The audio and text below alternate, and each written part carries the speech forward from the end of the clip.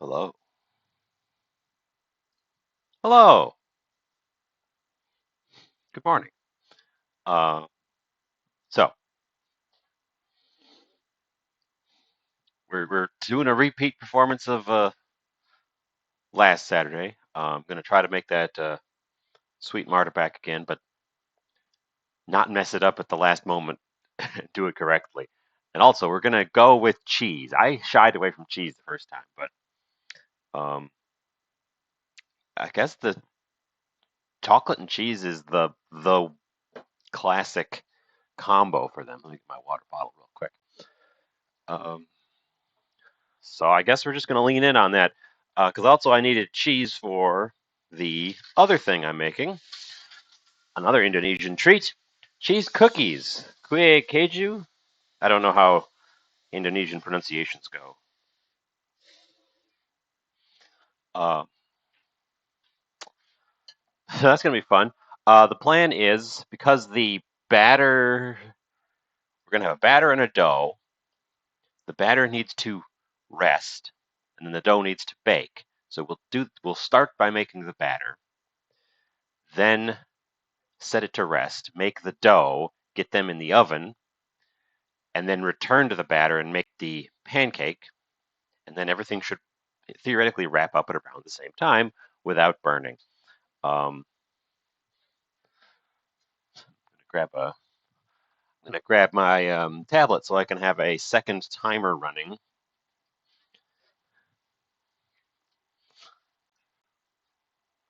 Because I feel like I'm going to forget something in the process of this, and that wouldn't do. Again, we're again diving into the world of baking and batters and doughs, which is my greatest weakness.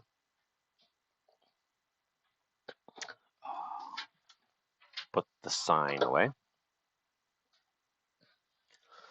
I should put something here that's like visible. Uh, yeah. So I've got the same recipe up that I had last time, and I'm going to cut it down again because it was too much last time. I'm going to try to make one. We're going to try to make just one of these things. I reviewed my own mistakes from last time, and I think I've narrowed down where I went wrong. But we will have to find out if I can pull this off. It may be that I just don't know what I'm doing. Um, so we don't need the cheese right now. I put that out for the pre-show, and the gentleman can move. But we are going to once again run through all these things, put them in here, and cut my recipe in half. So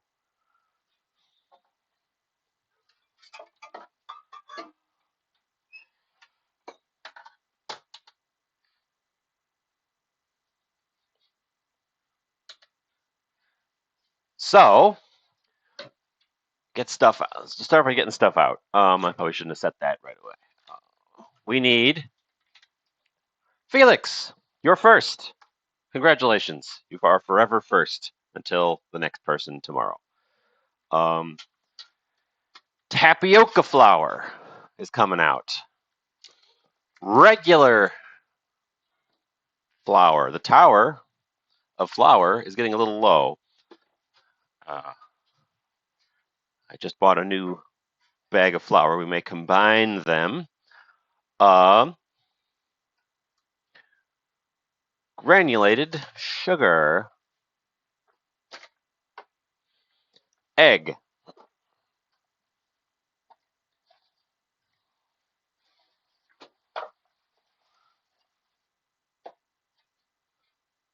Egg.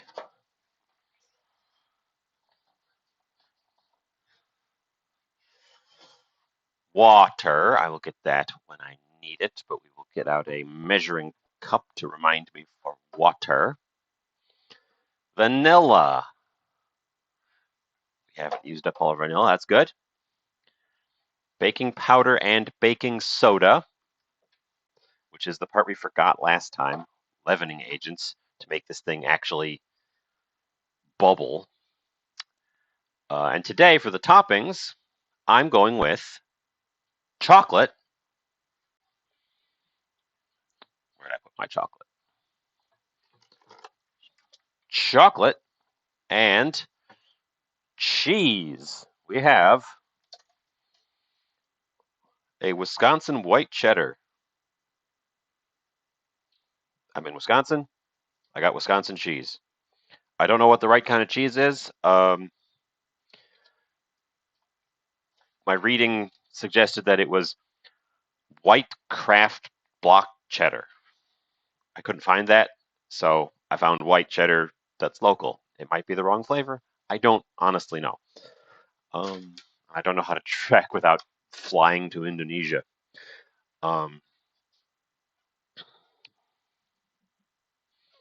So those are the ingredients. We will start with 150, because I'm cutting all this recipe in half, 150 grams of plain white flour.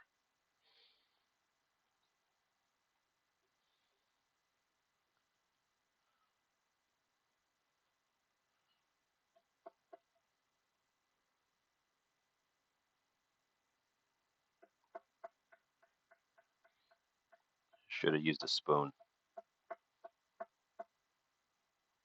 Yep, should have used a spoon. Overshot it by 2 grams. I'm sure that won't cause any problems. Baking definitely isn't a precise process.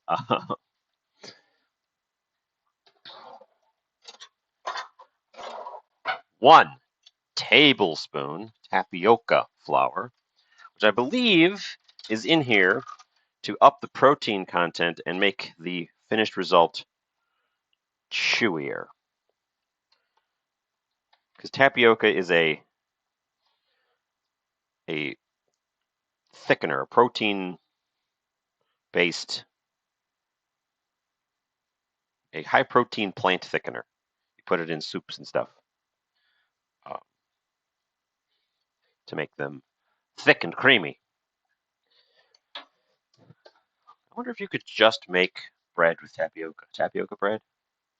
That's an experiment. We can try that sometime.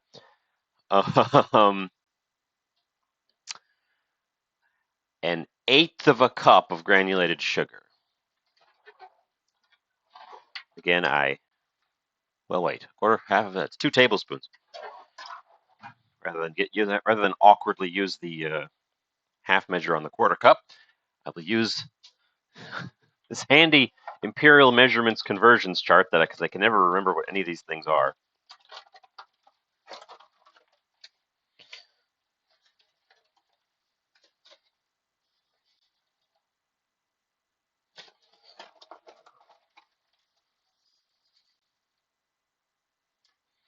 Sugar. Okay. 10! Lurkers are welcome. I don't know if tapioca bread is possible. I don't know if that works. Whenever I try to do research for breads that aren't based on wheat flour, I just find gluten-free breads, and that's not what I'm looking for. Because they always use some sort of gluten-free wheat, like deglutenated wheat. So I guess I'd have to experiment on my own and just try to make bread without wheat flour, using some of these other flours. In theory, it would work. Okay,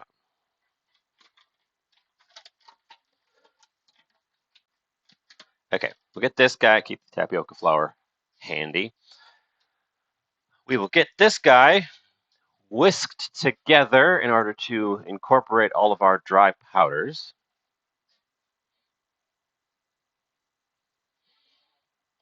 Before we start adding liquids.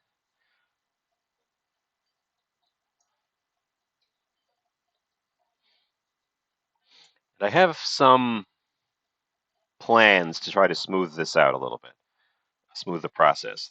The scales. We'll need them later.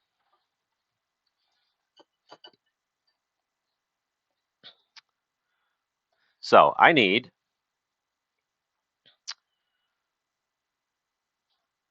let's see, it wants water twice. It wants 3 tablespoons of water and also 1 1/4 cups of water. And I got to figure out what those are each for. Normally I just skim through these recipes and wing it, but the last one was I had such a hard time that I really want to follow it this time. Um,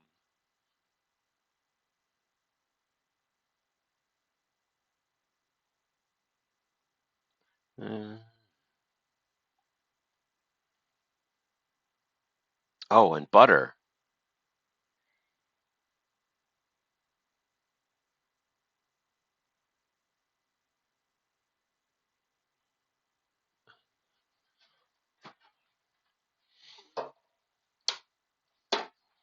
And also butter, which I didn't incorporate early last time. So let's got the butter out of the freezer in advance this time, so we're ready to go.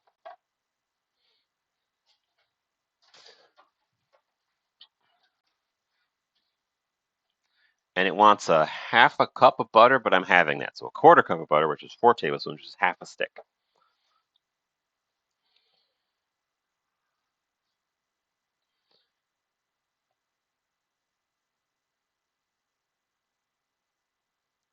And it wants me to use a mechanical mixer or a whisk.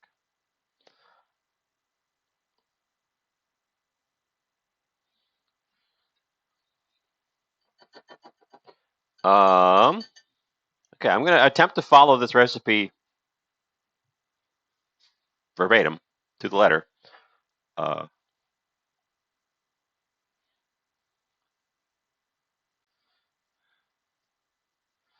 and I'm expecting to have leftover batter this time, which I'm probably just going to make into a normal pancake. Because, oops, popped a button almost. It's not good. Shirt is maybe not the best shirt for cooking in. Roll the sleeves up real quick. So bear with me a moment. I gotta roll my sleeves back, and they are buttoned. So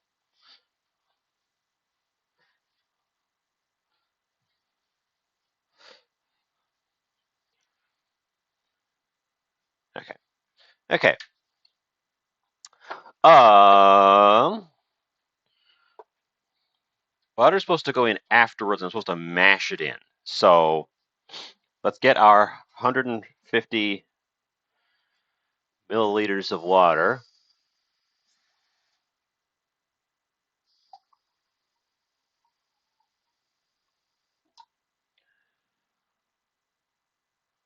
Is that right? Tiny bit low.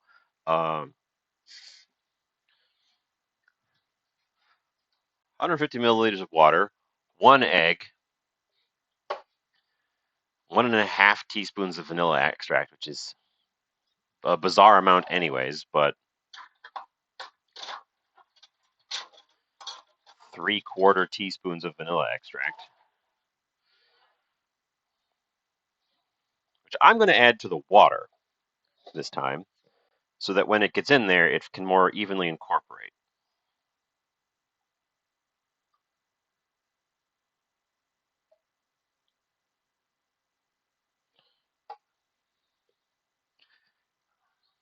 And then I'm also going to add the egg to the water and beat it smooth. To again, why did I put that over there? That goes here. Measuring spoon. I'm going to add the egg directly to the water and beat it smooth to again try to make sure that this is incorporating evenly.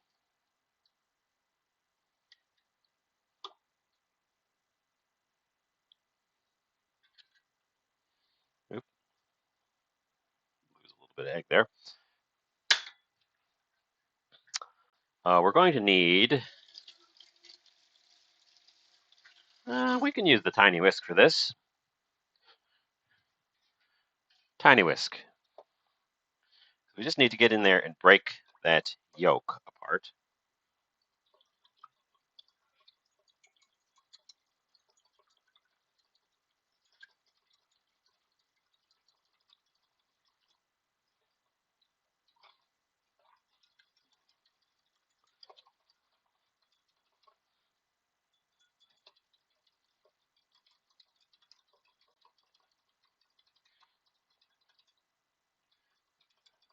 It looks pretty smooth to me. There's a couple little lumps coming out of it.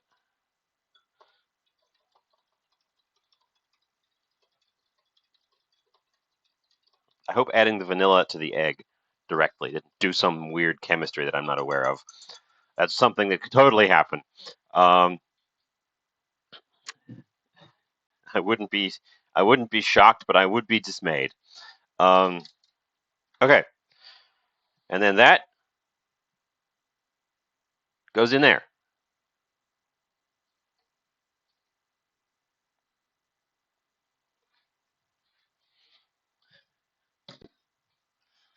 Tiny whisk. It's been a minute since we last saw Tiny Whisk. I haven't been doing things that call for a tiny whisk.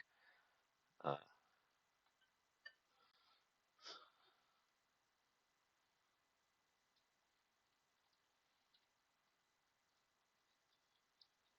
okay, and this stuff, as last time, needs to get beaten together.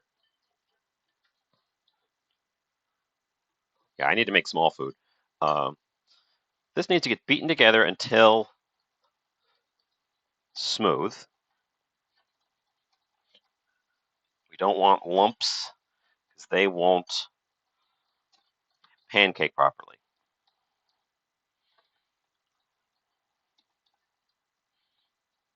And then I'm going to incorporate the butter into the mixture, and I'm not going to pre-melt it this time because it says use a spoon and mash it in. Um, so, guys, that's what we're going to do.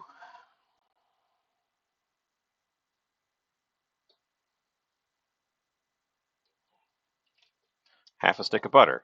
We're going to take the slightly smaller half because I'm a little worried about overloading this.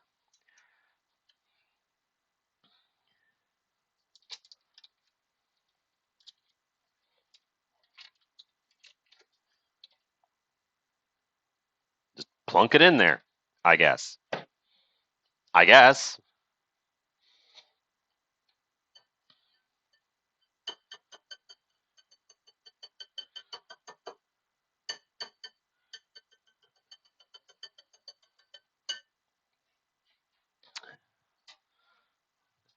This part seems weird, but it's why I didn't do it this way last time, but here we are.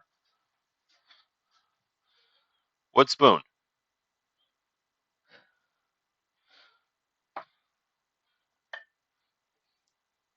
Probably could have broken up the butter before adding it, but I guess here we are.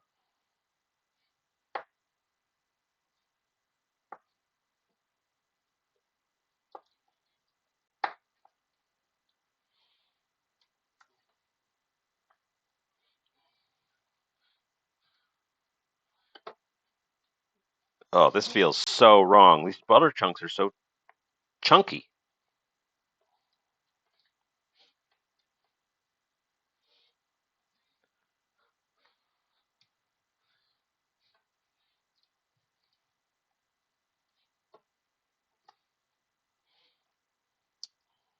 Unless it expects me to have room temperature butter, but who has room temperature butter?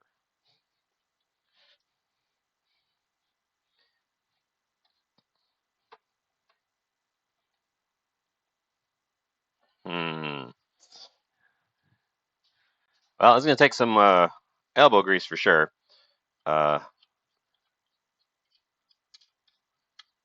think mashing with a spoon is not the best option either.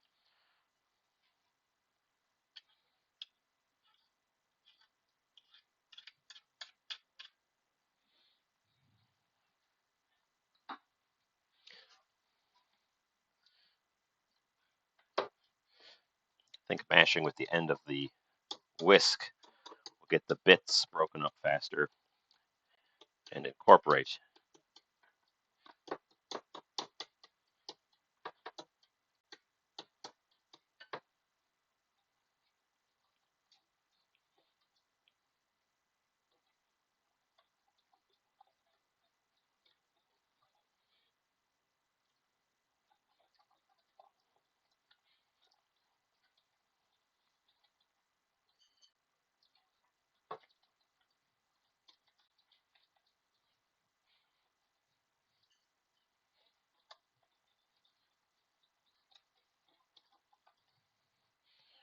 This is probably why it wants a mechanical mix, because the little spinny guys will quickly break these up compared to me doing it like this. So we're going to get out the electric mixer and attempt this.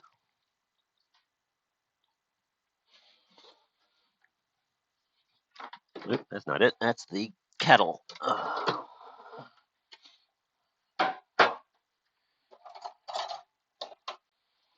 This beastie. This beastie is going to be our savior.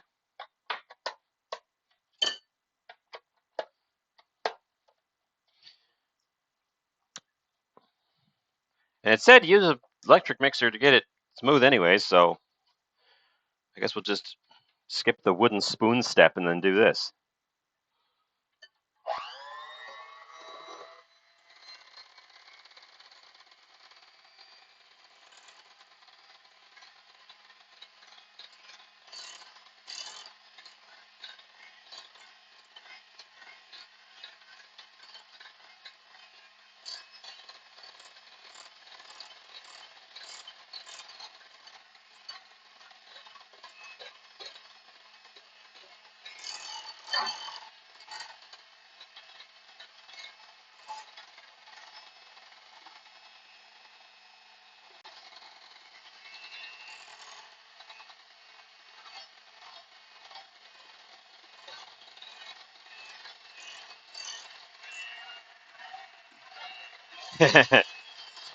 We need a tiny electric mixer if we want to take Tiny Whisk's job.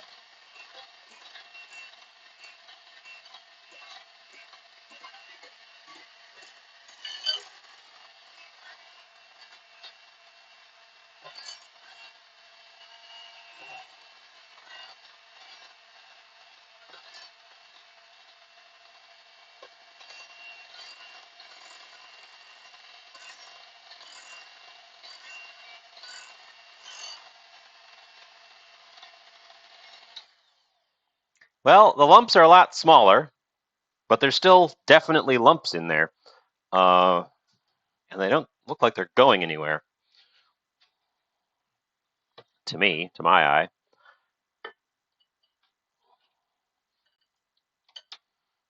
Gotta get this guy so it drips in the bowl.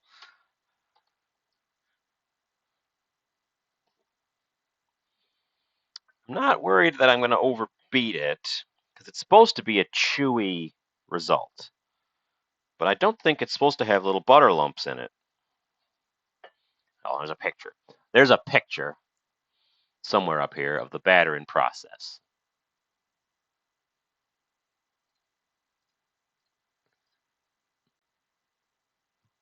Their batter looks less yellow than mine, for one thing. And also, I guess it's a little bit lumpy. They also used this whisk instead of the one I was using, because theirs has the big fat handle on it.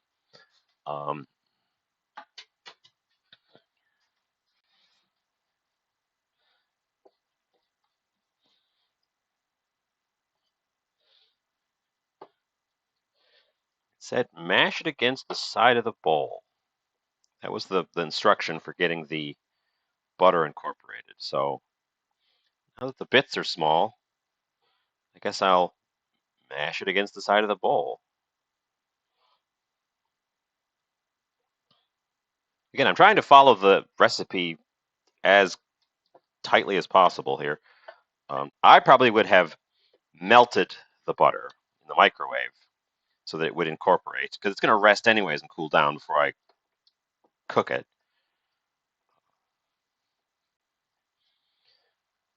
I'm also going to take my little spatula, the small spatula, and scrape down the spoon.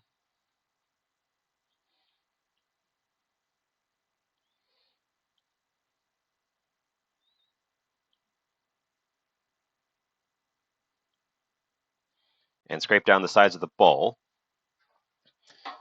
because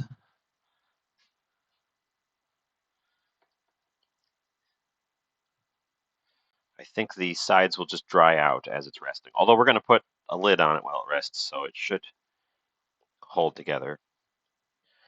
Okay, I guess I've followed it. It looks a lot more like the we are making. It's in the title.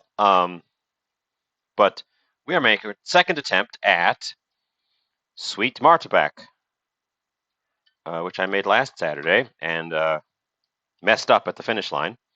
This time I'm following the recipe very closely. And then, because this has to rest, we're also making another Indonesian treat, Kue Keju, which I don't know that I'm pronouncing that correctly. I'm probably not. I don't know much about Indonesian pronunciations. I think we're going to need the beaters for that one too, so I should probably clean them properly in between here. They are cheese cookies, which I guess are an import from the Netherlands when the Netherlands colonized Indonesia. Because those are the two places that eat them that I could find.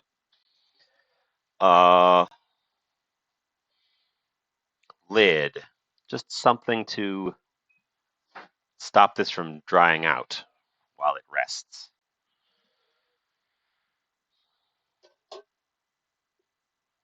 Okay, that's just going to sit there while we prepare the next part. Move the things aside. We're not going to forget. And we're not going to forget these this time. I'm going to put them over here by it. Heck, on top of it. No, I used a curved lid. Next to it, so that when I go and get it, I'll remember them.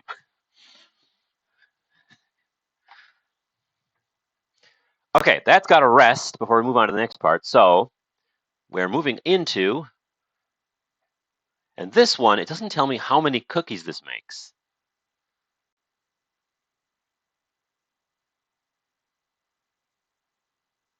And I always hate that about cookie recipes. They're like, here's the recipe. How much does this recipe make?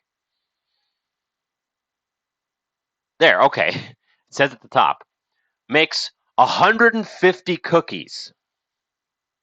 I'm not going to make that many cookies. They're little tiny cookies, but I'm not going to make that many damn cookies.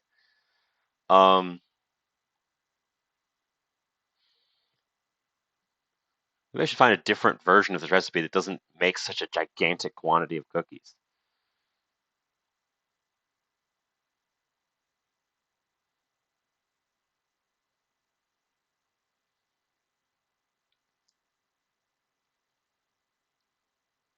By the looks of them, they're little tiny things. They're like little baby cookies. But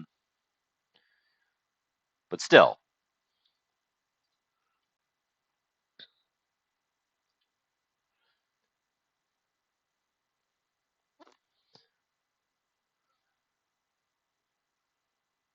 So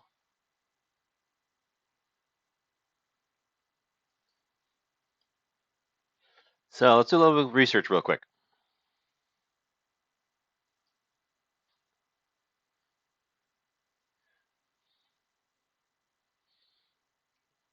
I wish recipes were more user friendly. I'm not trying to feed an army.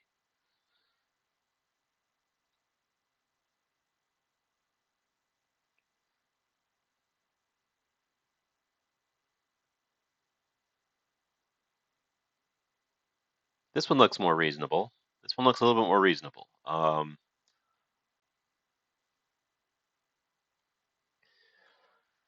many does this one make? Doesn't want to tell me. They don't really want to tell you. This one makes 40 to 45 cookies. Oh, God. It's got an overlay. It wants me to sign up for their newsletter, and it won't let me close it.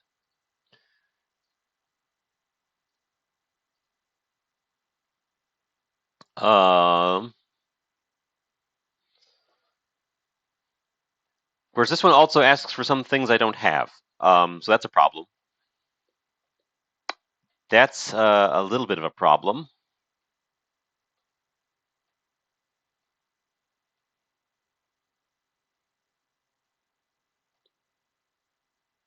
It's similar to the other one. Wow, this website hates users who just want to look at the recipe. So let's go ahead and not use that one.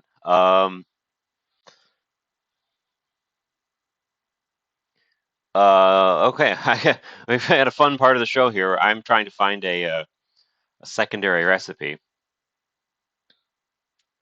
I could cut this one down to a third. Just cut everything down to a third and roll with it. That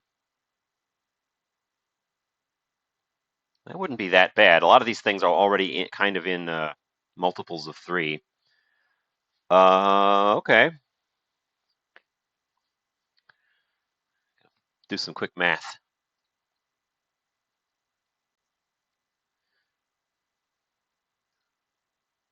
Okay, I think a third of this is about the same as the recipe, that other recipe. So I'm going to try to cut this one into a third, and go from there. So let's get out another bowl for mixing. Do I want a bigger bowl than that? I think I want the big bowl for this one.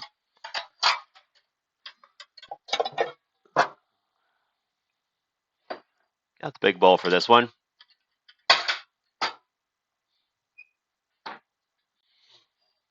So in theory, we're shooting for about 50 little cookies this time. Again, they look like they're going to be real small.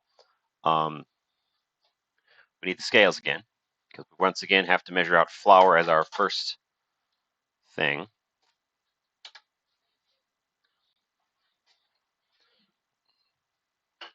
So, awkwardly thirding a recipe, as you do. We need 153 grams of flour. 158.3 grams of flour. So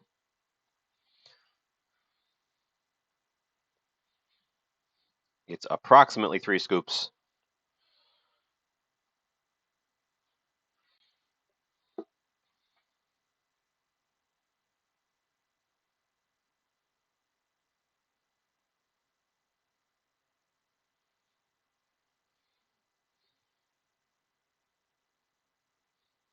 Okay.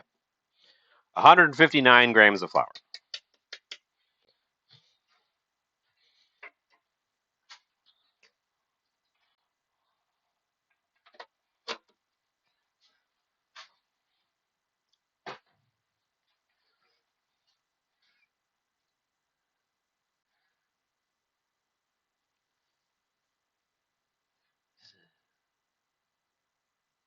Oh, we're actually doing this backwards.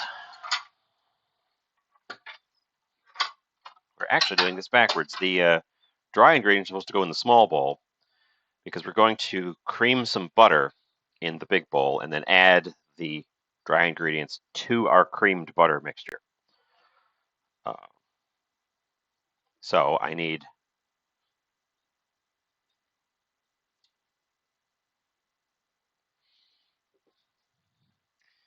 I'm going to need the big bowl, but I'm going to need the small bowl as well, and I need the small bowl first. Get the extra dust out of this bowl. Okay. Keep that guy handy because we're going to need him in a sec. Oh boy. Baking is not my strong suit, for sure. Cornstarch and salt.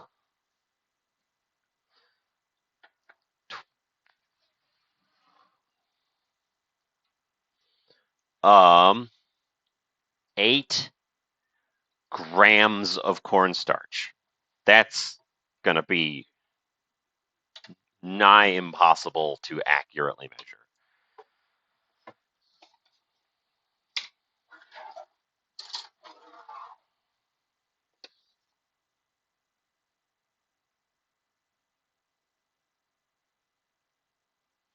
Five, 8.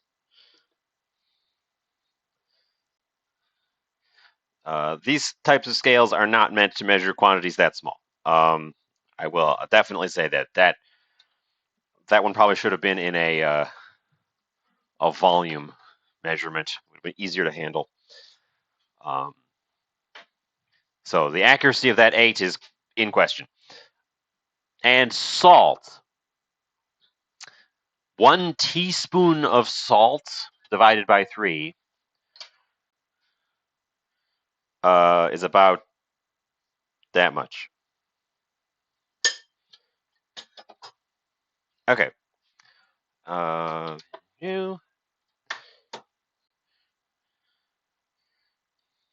need a whisk. Get these white powders combined.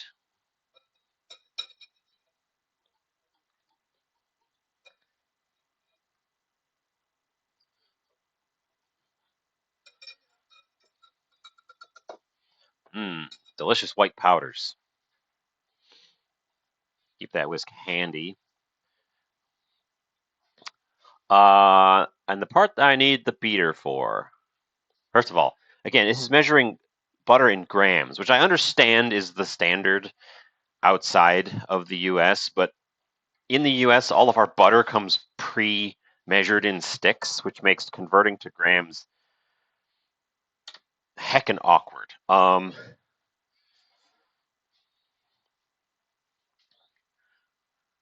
So I need 83 grams of butter. I'm going to just ask Google what that is.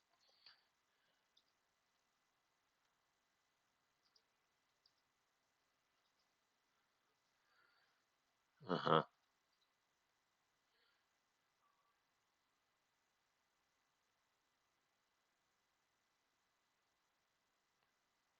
5 7/8 tablespoons. Super convenient.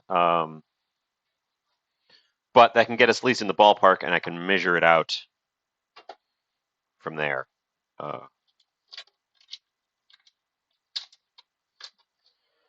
Doop, doop.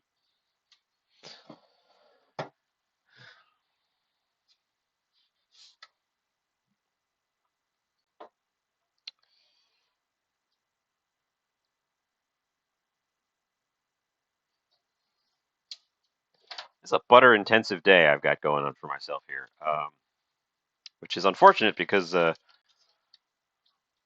butter has been increasingly pricey lately. 80. 80. Cripe's sake. So close.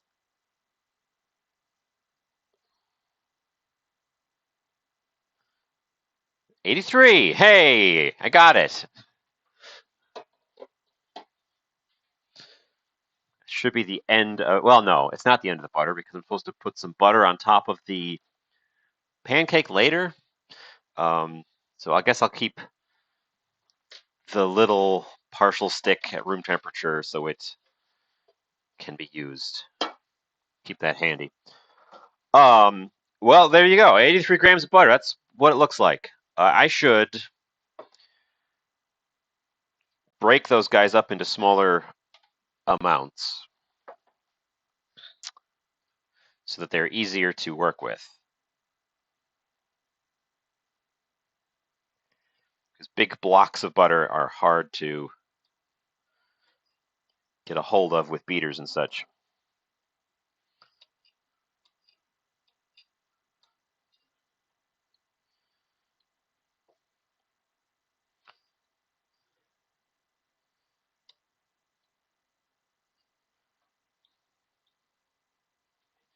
Okay, okay. Butter. This bowl might actually be too big for this, but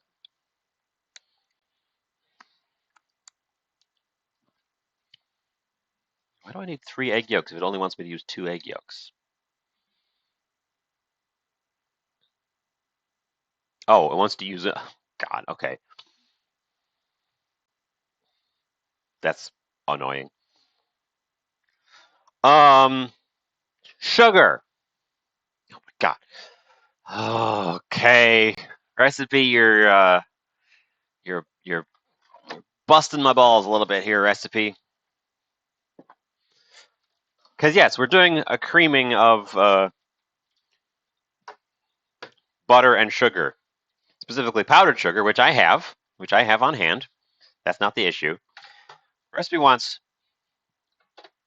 30 grams of powdered sugar. So I'm adding 10 grams of powdered sugar to this. This is not sweet. This is clearly not a sweet result. We're getting quantities that are awkward. I don't know how I'm going to beat this together.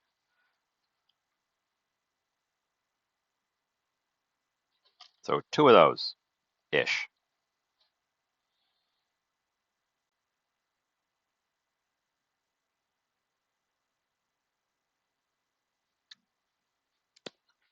Just lick the spoon for the last one. So the sugar must be here solely to cream the butter because we haven't added enough to sweeten even the partial recipe I'm making.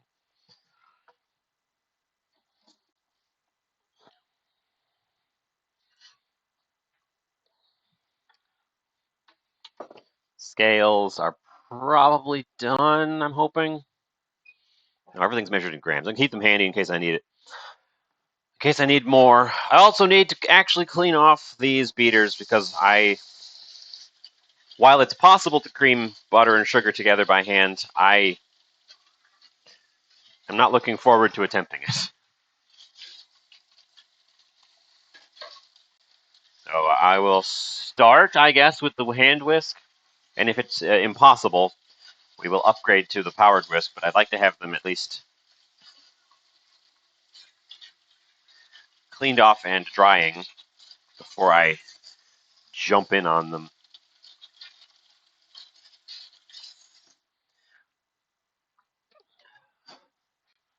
How do people come up with these recipes? Where's the other whisk? There's the other whisk.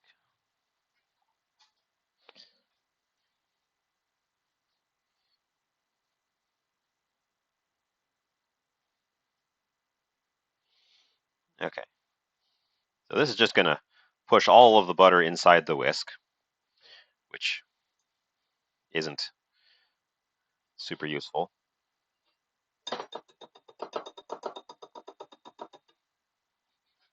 That was the worst thing I did. That was the worst thing I've done all day. It didn't accomplish anything. Just filled my whisk with butter.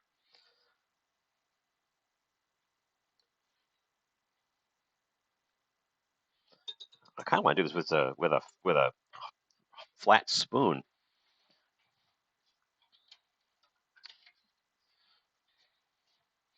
And now there's a bunch of butter and sugar stuck on my whisk, which isn't good either. Get off. I almost want to do this with my straight up hands.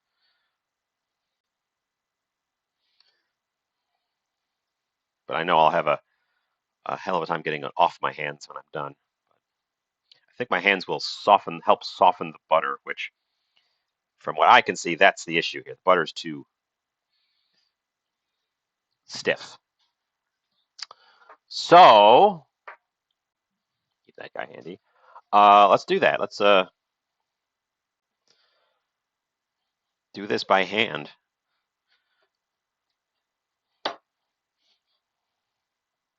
I don't need you.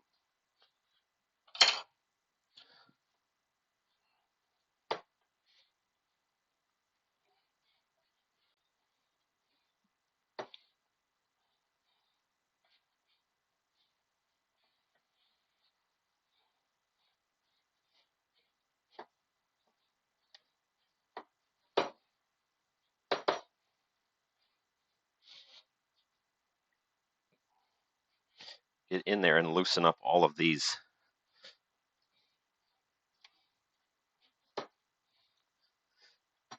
lumps.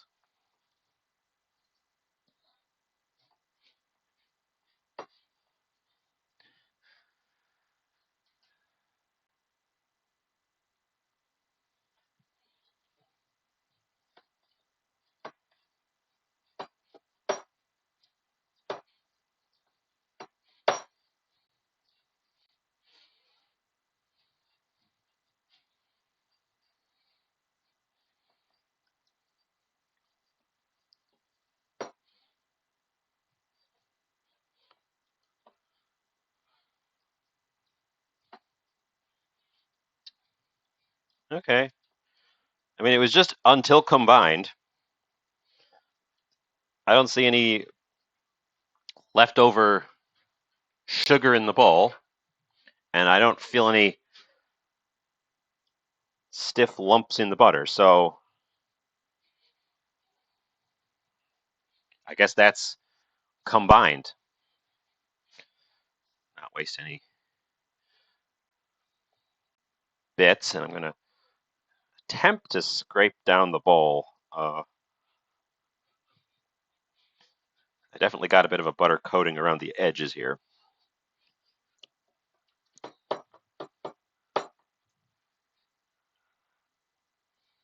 Okay.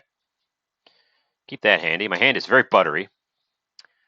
2 egg yolks. So if I cut that into a third, it would be 2/3 of an egg yolk. I'm not doing that. We're just doing 1 egg yolk. My hand tastes really good. I'll tell you that. Wow, we probably should rinse some of the butter off. I'll lick it off first. But then we're gonna give my hand a quick wash so that not everything I touch doesn't become immediately buttery.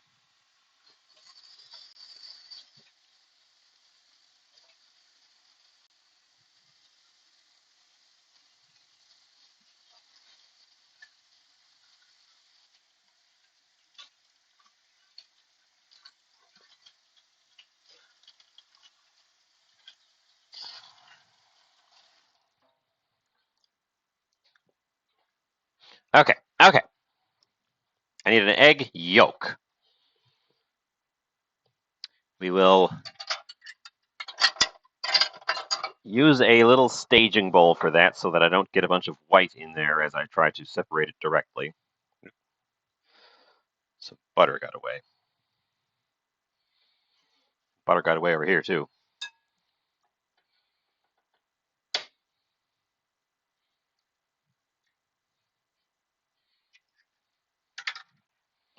Okay, and then to get the yolk out, in theory, all you've got to do is get under it with your fingers and real gentle like jiggle the white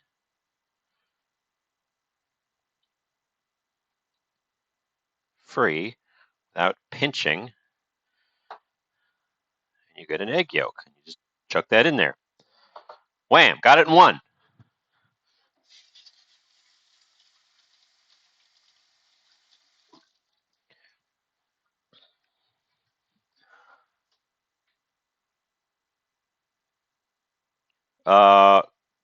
Combine until combined.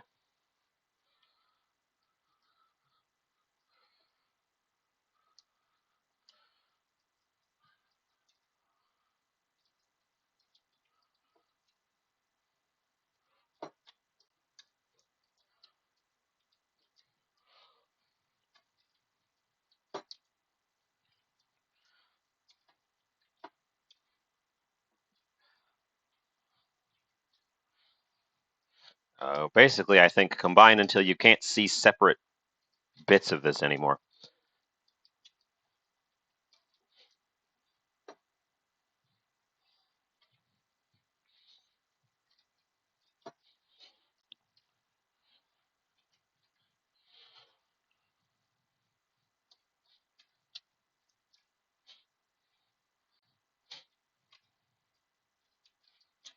Which might be a little bit of effort because again, it says use the powered mixer. I'm worried about using the powered mixer on this at this stage because the quantity is so small.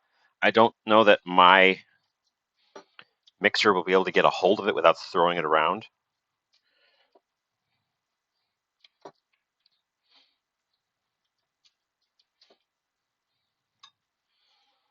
But I do have a whisk candy.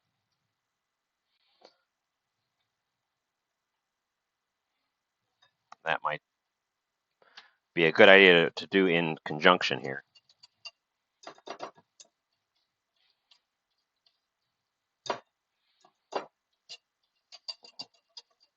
Oh, apparently not. Apparently that was a bad idea.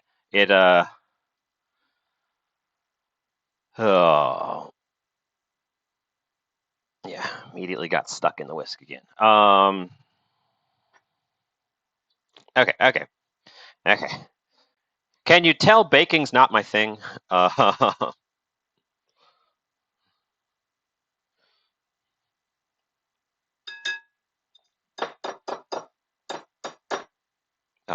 cripe. And the bits fly off the whisk and they go everywhere instead of down because the whisk is bouncy. We don't need that anymore. That's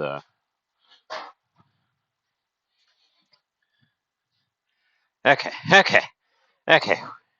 We're good there.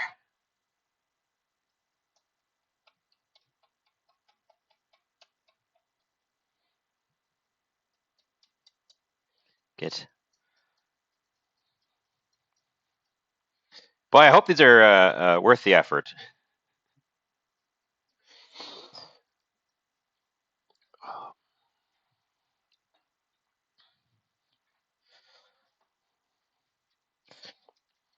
If I was at this point making something I knew I liked,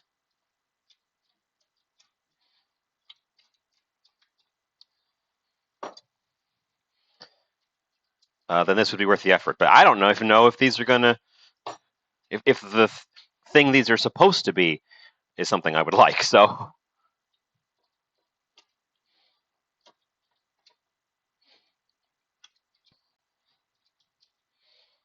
still dribbles of yolk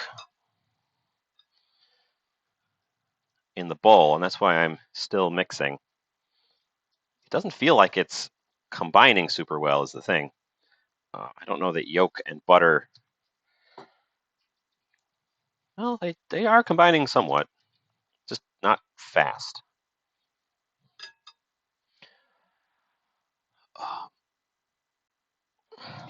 Butter and powdered sugar in a big bowl. Mix until combined. Add yolk. Mix until smooth and mixed well. Then add the flour mixture until it no longer sticks. No, add the flour mixture with a wooden spoon.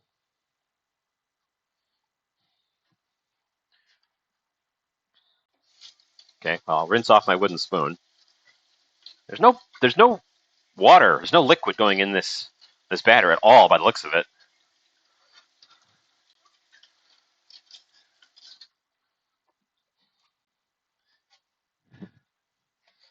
Okay, wooden spoon ready.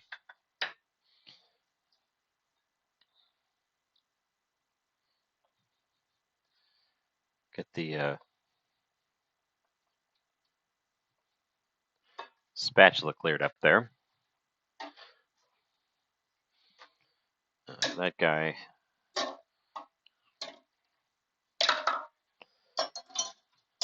Okay. Okay.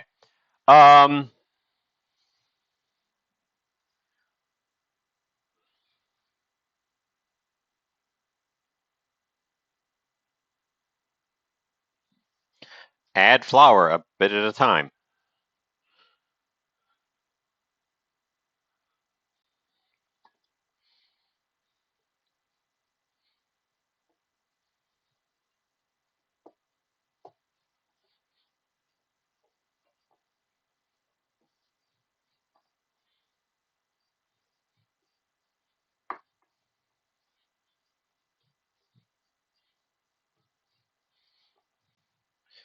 This feels like one of those recipes that would be 1,000 times easier with a stand mixer.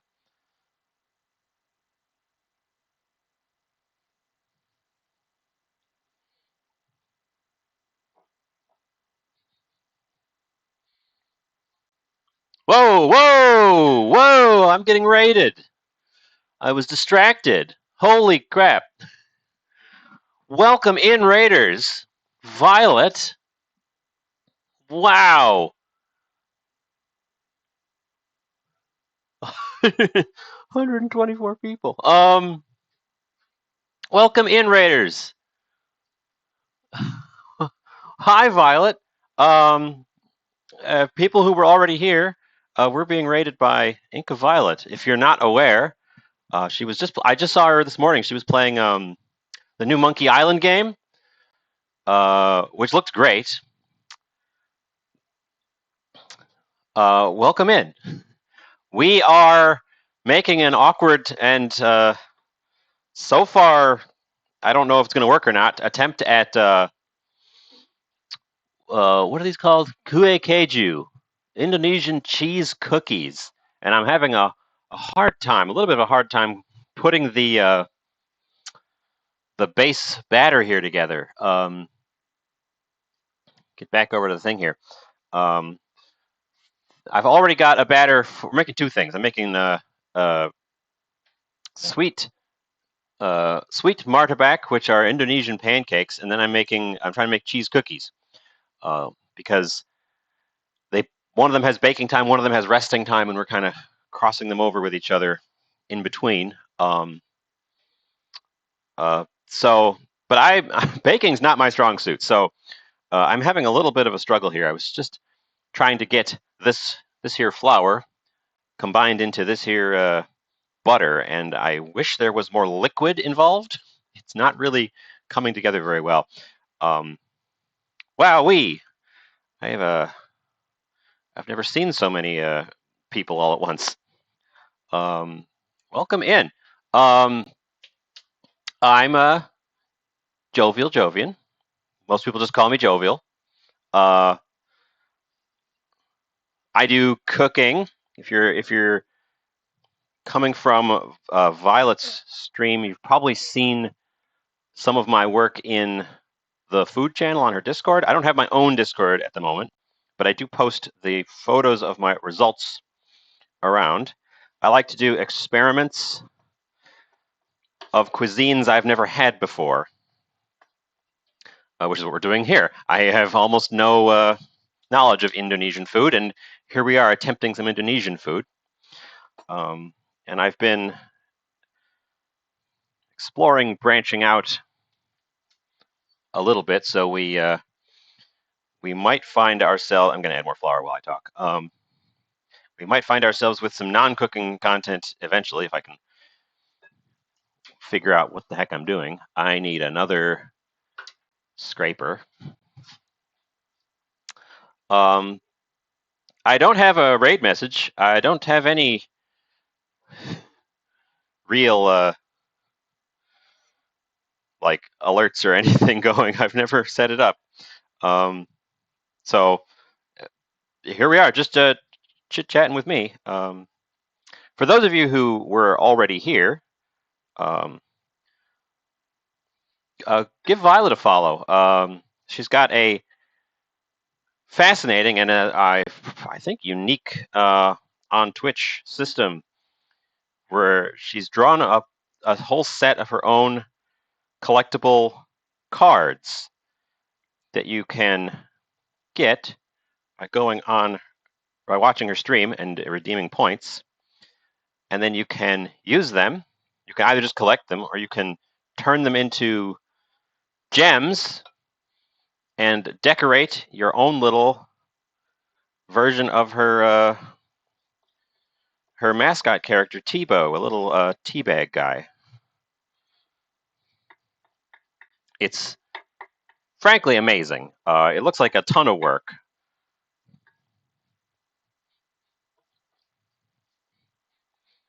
Well, thank you so much for the raid, Violet. I had I had the panel here off, and I was focusing on the recipe, and you guys came in. I glanced over to see if anyone was chatting, and there was just this flood going by.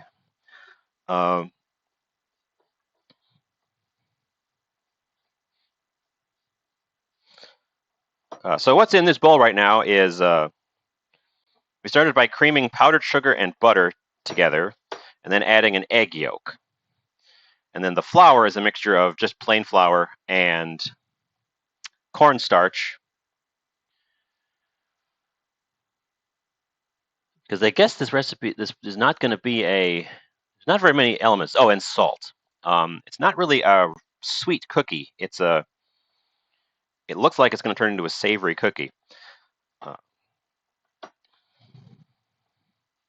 Which is what I was hoping for.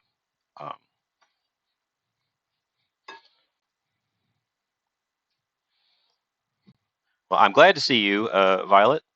I know you probably have a post-stream wrap-up to do, but I appreciate you bringing the friends over here. This is the most viewers I've ever had. I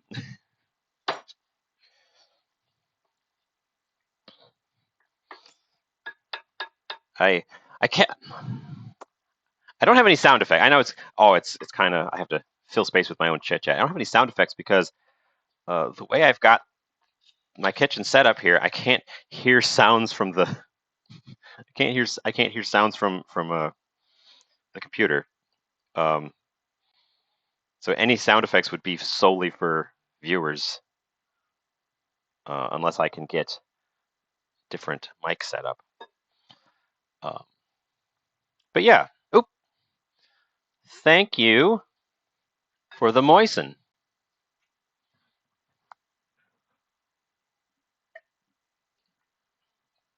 Moist. I also don't have any alerts because I haven't been able to think of any aside from moisten.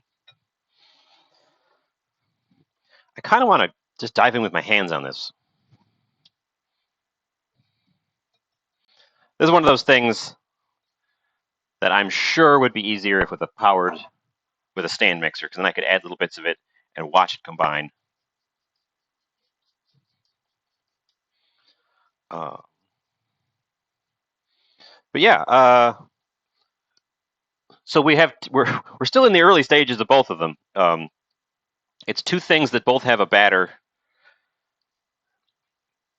and then this one's going to have to bake, and the other one, the batter had to rest. So once these go in the oven, I'm going to switch to the other thing and actually start making pancake. And the pancake, this is the interesting thing. The pancake, I shied away the first time I tried it, and it didn't come out great. And I went with chocolate and fruit.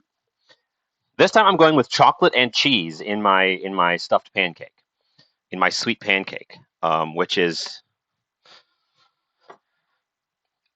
from what I hear, the more traditional thing, either chocolate and cheese or chocolate and peanut. And I can picture chocolate and peanut, but I keep seeing recommendations of cheese. Oh, and I didn't even greet all the individual people who said stuff. Infinity Simplex KL, Easy Breezy, Violet herself, Jack Nexus, Ryuya, Flying Raisin, Book Snail, Ribbleshick. I'm not going to attempt that one too many times.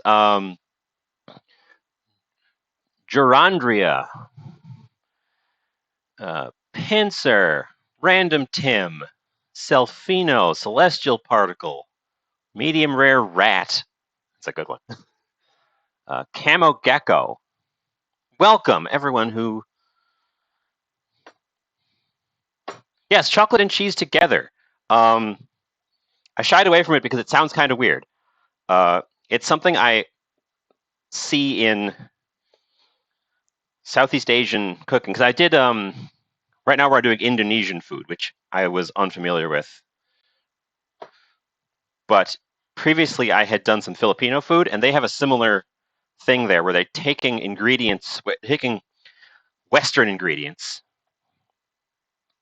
and combining them in ways that you would never think to do in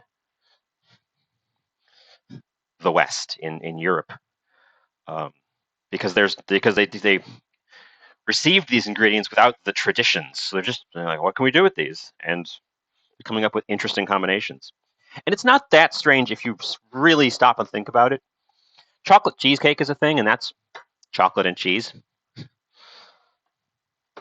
I really feel like this batter should have had some liquid in it, but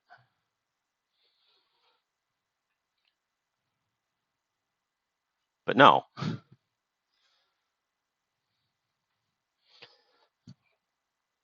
And then we're also going to have to combine cheese directly into this batter. Yeah, well, it depends on the kind of cheese, and the kind we're using is homegrown Wisconsin white cheddar, which is not what I would have necessarily picked. But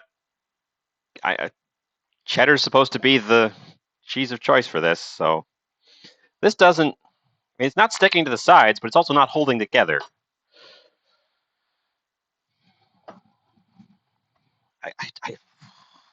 I want to... it's too dry. It needs a sprinkle of water. I'm going to put the cheese in first and see if that helps it. But we're never going to be able to turn this into cookies. We're never going to be able to turn this into cookies unless I add some more liquid to it, because it's just not going to pull together. But I'm going to do that after I add the cheese, because I don't know what the cheese is going to do to it. Sweep up our edges here. So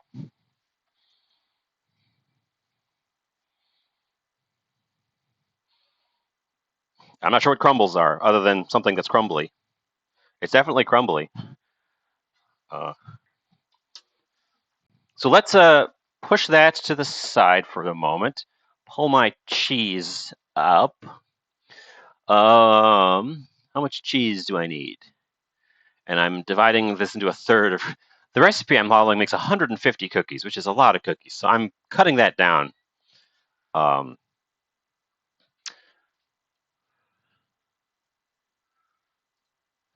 So I need 83 grams of cheese.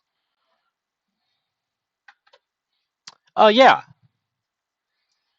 The cheese might... yeah, that's my thought, Sizan.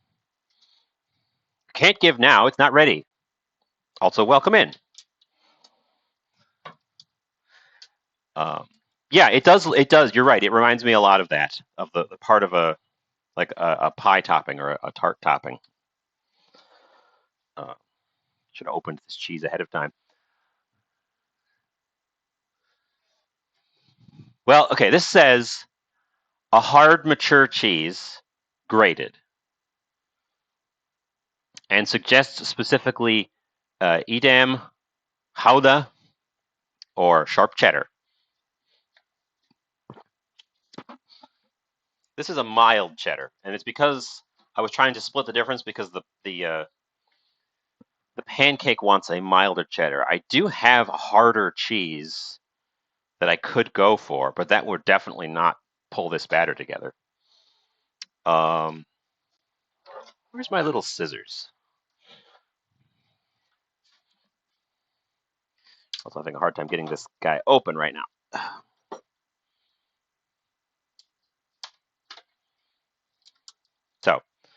We're going to measure out an awkward amount of cheese. You guys can never see the scales when I do that.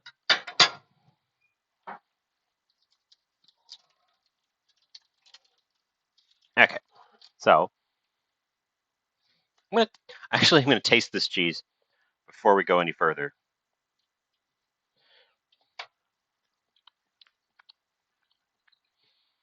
There's one egg yolk in there.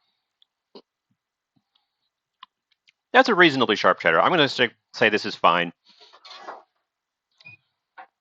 I think they just want us to shy away from the really soft cheeses.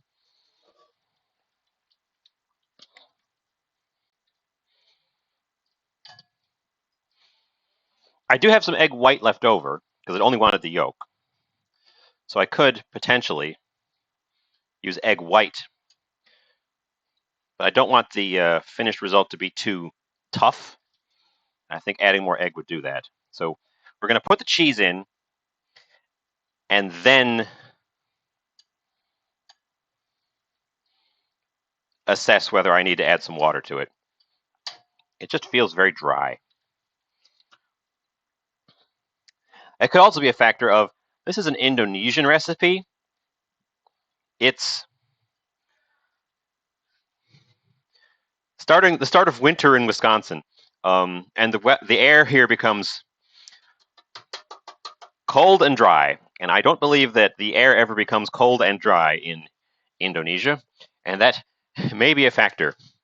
Weather is definitely a factor in some recipes, and with extremely low ambient humidity,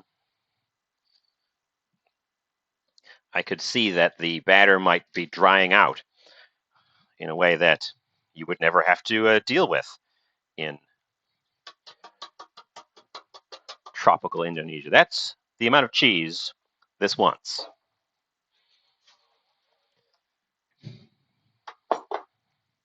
Set aside, set aside. See what this does.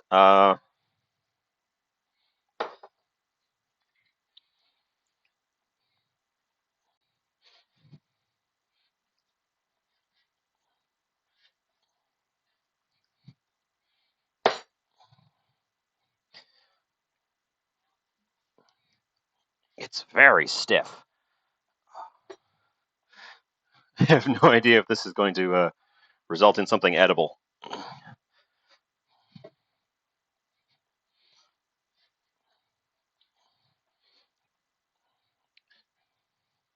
It's a little bit less crumbly than it was, but still pretty crumbly. So I think I'm going to add a sprinkle of water.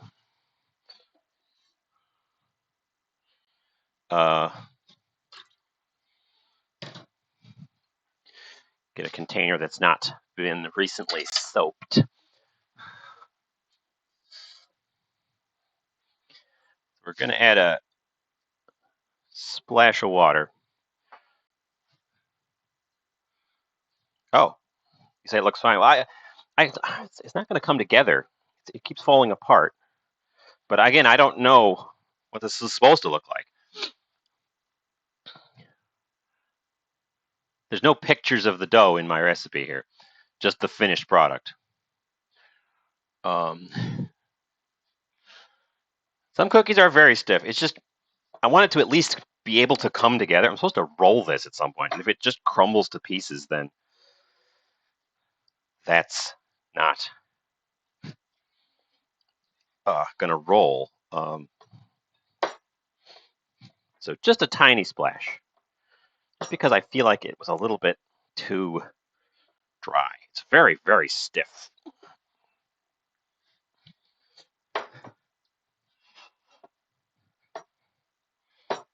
Oh.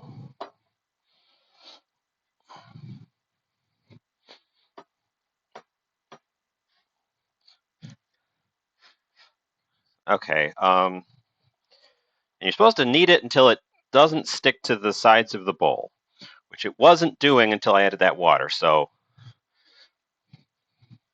although pick it up and roll it. It doesn't do that either. It actually picks stuff up off the sides of the bowl, which is, I think, a good sign. Okay, this feels more like a dough that I could actually handle instead of it just falling apart.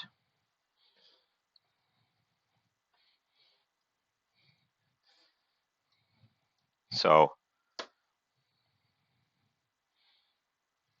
get it out of there. Okay. Okay. Bob Ross. I'm gonna take that as a high praise. I'm gonna knead this together just to make sure it's really well combined.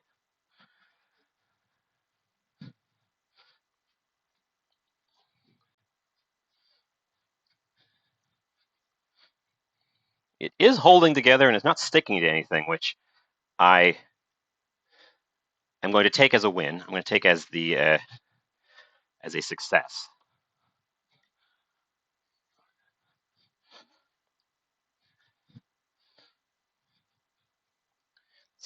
Little bits of it still keep wanting to come off, but for the most part, I think we've got a ball of dough that smells strongly of cheese. It also reminds me of a dough that needs to rest, but the recipe just says once it no longer sticks to the bowl, it's not sticking to anything, it's ready. Immediately start taking pieces and breaking them into cookies. It doesn't have any resting time at all. I'm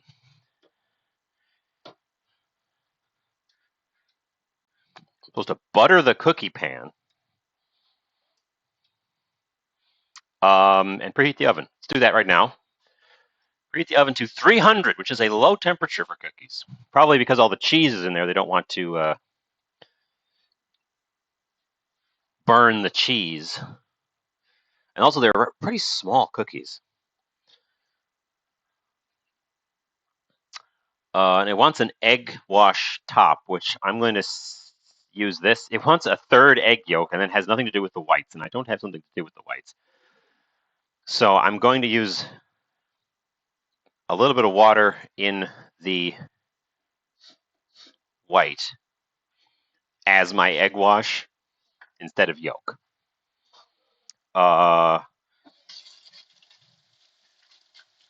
Which is definitely against the recipe. I'm pulling an audible. But Tiny Whisk called into action to make wet egg whites.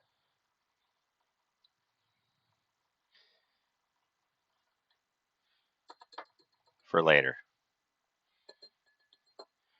Tiny Whisk, star of the program. Yeah,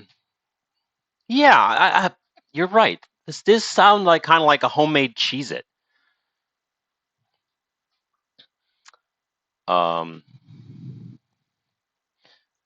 Clean that up real quick. There might be time for a little bit of trituration, yes. The rest of the, unfortunately, the rest of the ingredients are some more cheese, buttered pan, and an egg wash. There's not a lot to this, which is part of what intrigued me with the recipe to begin with.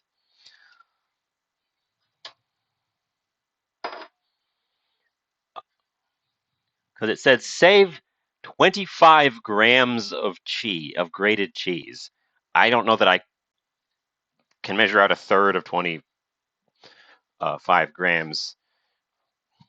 So I'm just going to grate some extra cheese, and if I have extras, I'll eat it. Whoa! The cheese broke. That's unusual. Okay. Well, grate that little part then. Yeah, it just popped right off.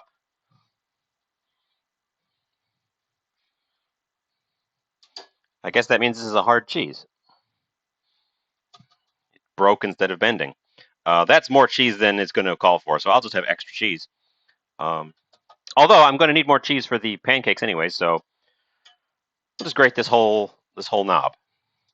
Since it flew off, it probably knew how much I was going to need for all this nonsense, and I will take the cheese's advice.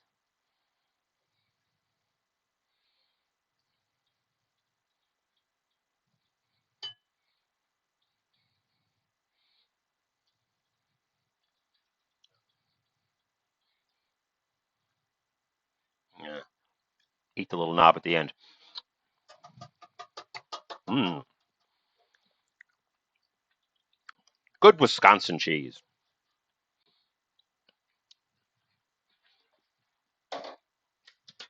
Okay, cheese. There's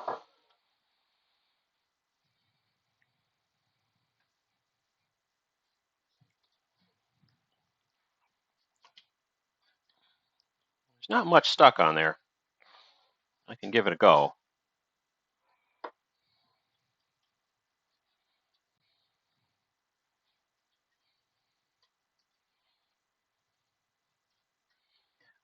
This one didn't have any age markers on it, so I'm not sure how old it is, but I would guess it's under 2 years, because generally they're proud of getting 2-year aged cheese and sell it for slightly more. The oldest cheese I found when I was out looking was a 15-year sharp cheddar, and I was tempted, but I went for a white cheese. Um, I couldn't find white 15-year cheddar, only orange. Okay. Now the recipe says take a fist-sized ball, which we've already got, on a flat floured surface. So we are going to flour the table.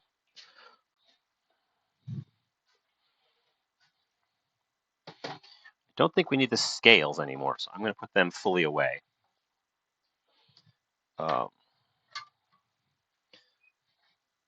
We're going to move the black sheet away a little bit, which is going to affect my color balance, I know. And we're going to flour this because I guess there is a danger of sticking.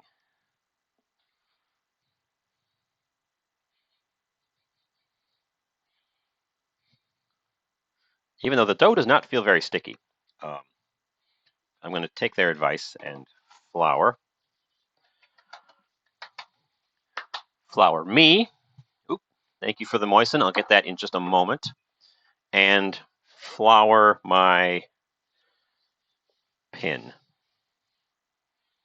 Thank you for the moisten. My hands are all floury.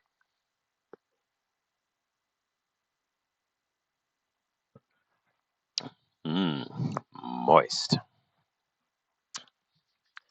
I'm going to take this in half. I'm going to do this as 2 parts instead of one big one. Just because I don't have a super huge workspace here.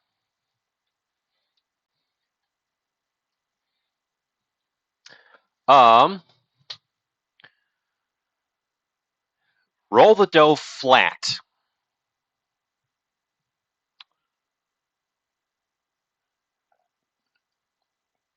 Oh wait, no.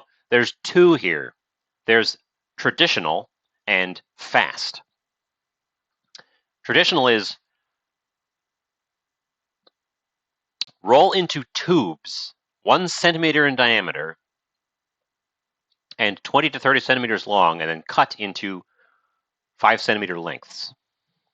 Or roll the dough flat, cut into 1 by 4 centimeter sticks. I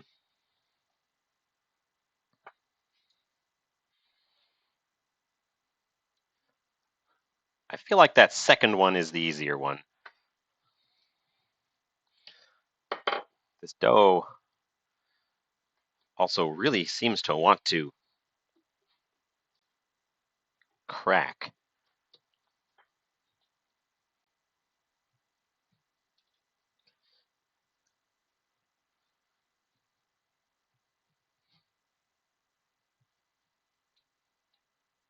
Hmm.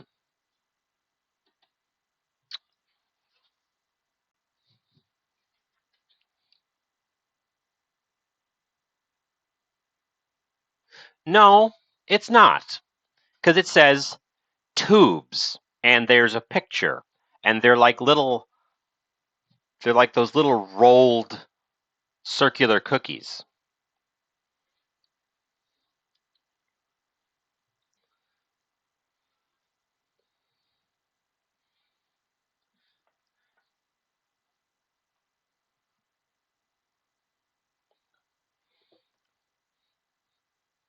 I, I'm not sold on this dough.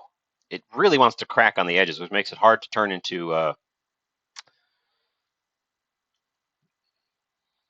thing. I'm gonna do the full shebang here. Uh, I changed my mind midway through, as I frequently do.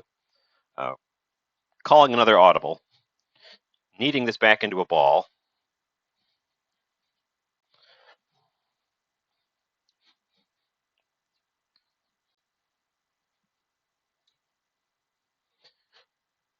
And I'm just going to roll it out as best I can and sort of pinch the edges together.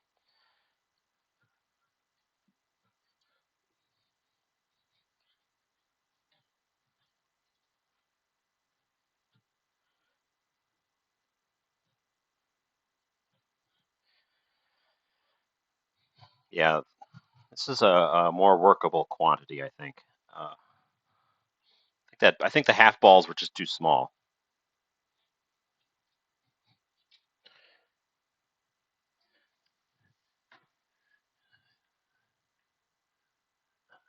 It wants me to get about a half centimeter thick on the sheet here, so I'm leaning down and looking at it end on.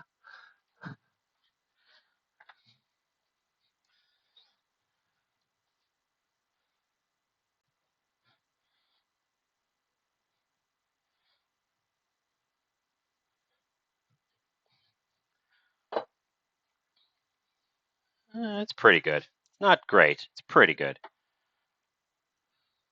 Stop rolling around. It just occurred to me that I should have a baking sheet ready for these guys, and I'm supposed to butter the baking sheet. So, as you can see, I've abused this baking sheet. It's got a dented cross through the middle.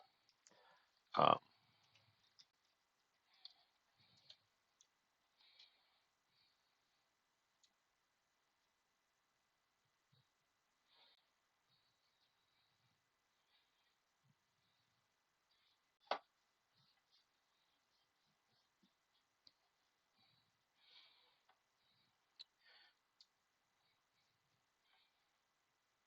so we're buttering a baking sheet, which I usually don't bake directly on these sheets. I prefer to put down paper, but this one wants me to butter a baking sheet.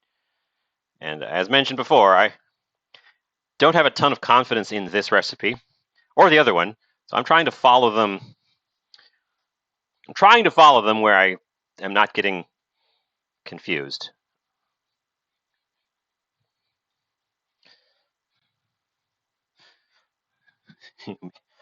I've said several times today already. Uh, is it obvious baking's not my strong suit?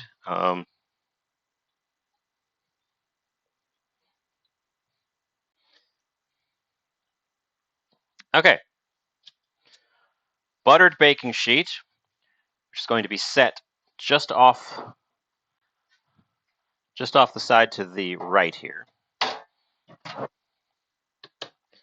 Probably shouldn't have put that right on top of our cookie.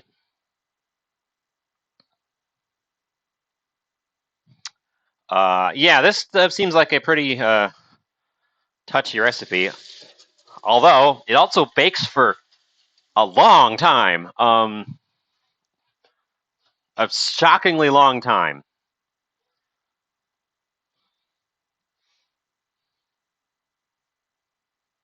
at a low temperature. Um,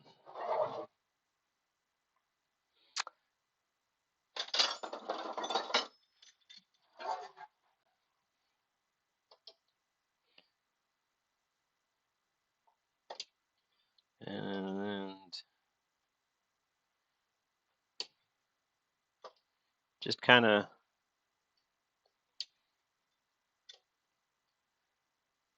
cut this beast into cookies. I'm not doing the rolls. I've decided not to do the rolls. They seem complicated, and I don't trust myself enough to do them.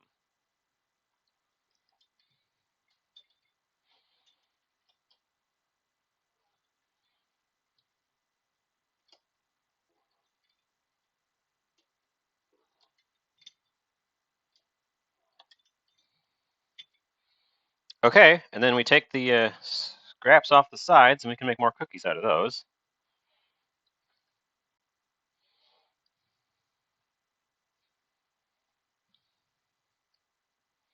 I'm gonna let that one be a cookie, even though it's a little bit scrappy. I'm gonna let some of these ones at the top also be cookies. Okay, that's what they look like.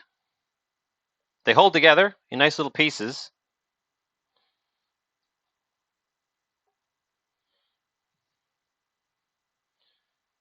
Oop, that one doesn't.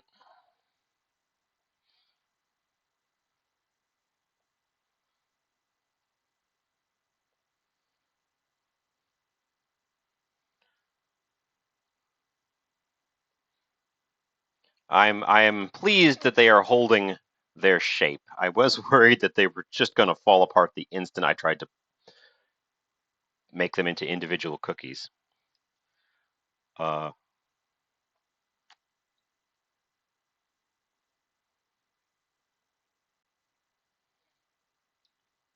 I wish I had a second table to set this on while I arrange these. That was visible from the camera. Okay, you can be a cookie.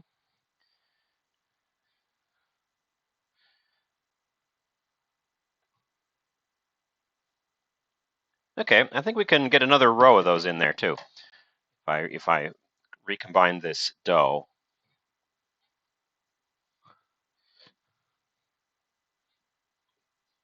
Uh, that one feels a little bit too scrappy. I'm going to throw that one in back in the ball. Um, the recipe says bake for 40 minutes, which is a long ass time. We're going to watch them, but that's what it says. It just seems really long. Um, but you know, follow the recipe. I'm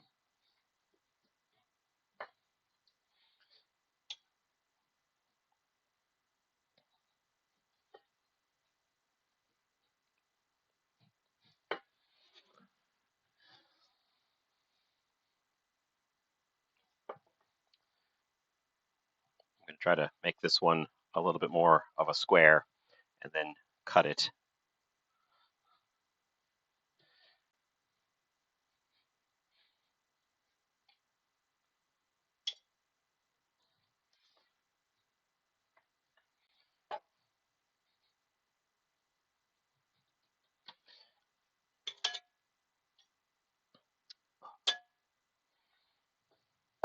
Right, and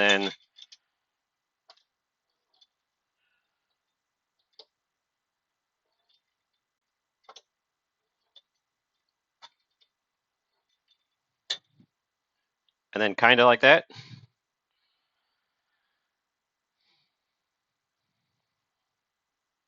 And we've got just a little bit of extra dough that I'm probably not going to be able to.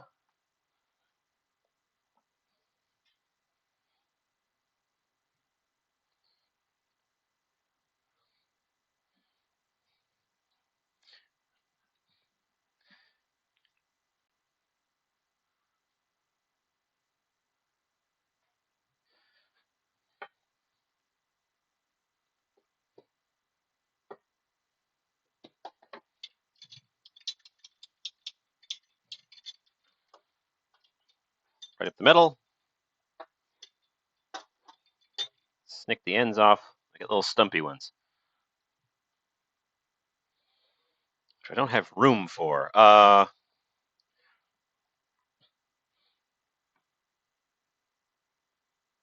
going to put the little triangles in between some of the spaces on the other ones. And make some extra small ones on the edges. Okay, that's the guys. Here they are.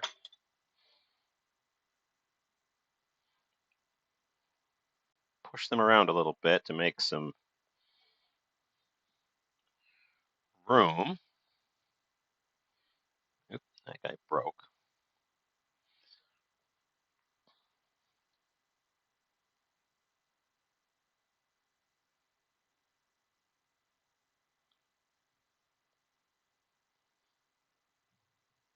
Oh, you should go there. Okay. This is them.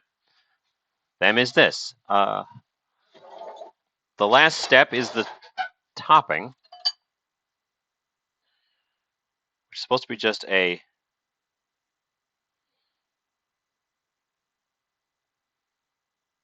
egg wash on each one.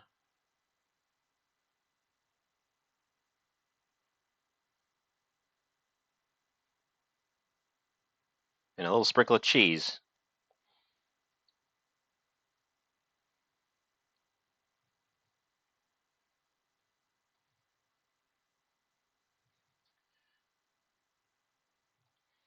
Or as since apparently I'm giving off Bob Ross vibes, a happy little egg wash.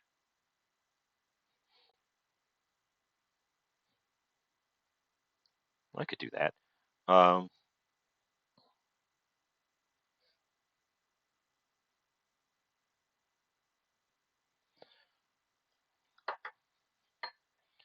a little egg wash, and then a little.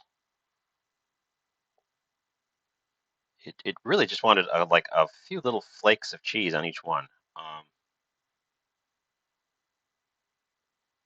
immediately dropped off the sides like a fool.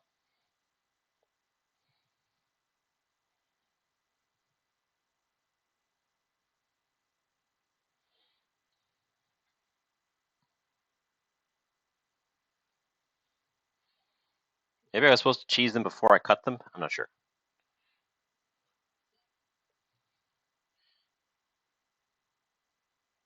Feels slightly fiddly to cheese each individual one. Betcha I was supposed to cheese the batch and then slice them up. Nope, actually it says don't do that. It says cut them and then cheese them. Okay, well, strange recipe.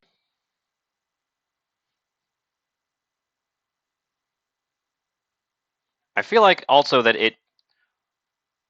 it's assuming a cheese that's more finely grated than what I've got, but I don't have a grater that can handle cheddar.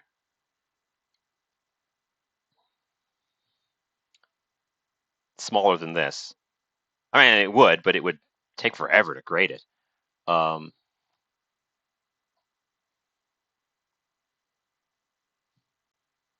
cheese goes on right away, and I'm not futzing with it.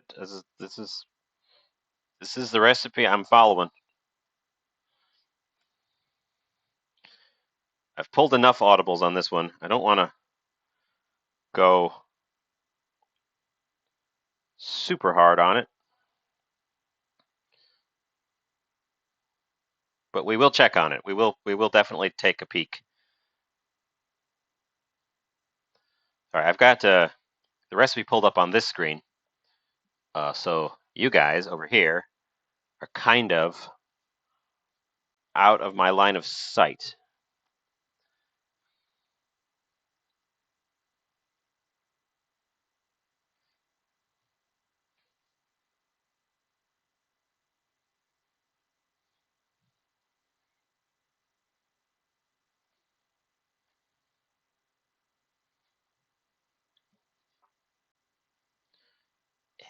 Eh, Missed that one.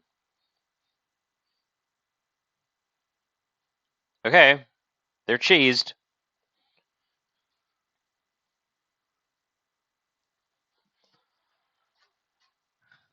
They're cheesed and my oven's hot, so I guess they're going in. Uh, we're going to set a timer for 20 minutes, and I'm going to check them.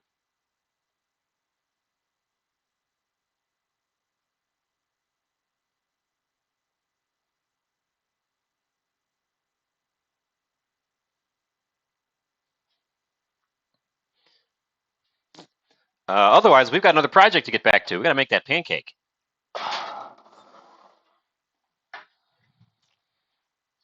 So I'm going to look. I'm going to peek at them at 20 minutes, but I'm going to assume they're not done at that point. Okay. Before we dive into the pancake, I've got to clean a few things up here.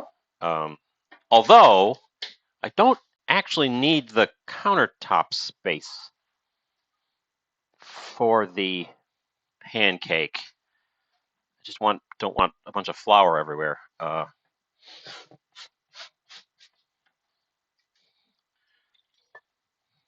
For later when I come to serving.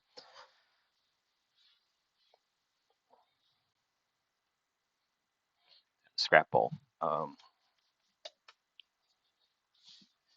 Okay.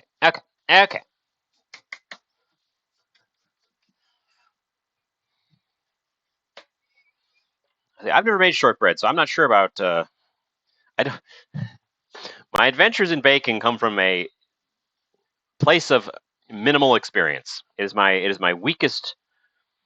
It is my weakest space of cooking, aside from candy making, which I've never even attempted because it terrifies me.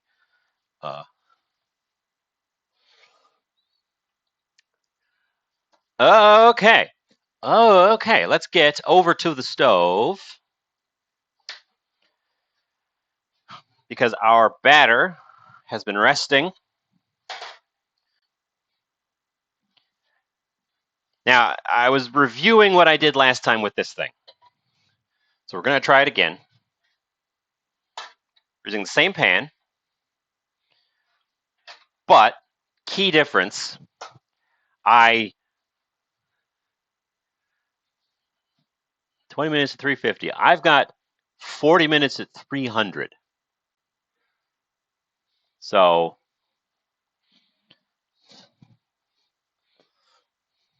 I guess we'll have a competition. You can make yours in 20 minutes at 350 and then post the results. I'm pretty sure I over oiled the pan last time. Actually, I should use butter. I've got that little knob of butter. We should butter the pan. I'm pretty sure I over oiled the pan last time.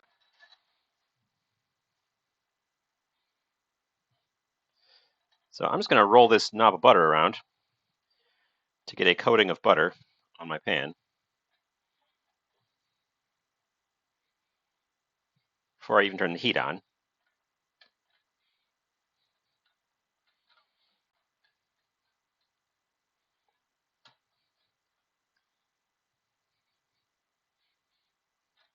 Because I think I had too much butter, oil. I used grapeseed oil last time.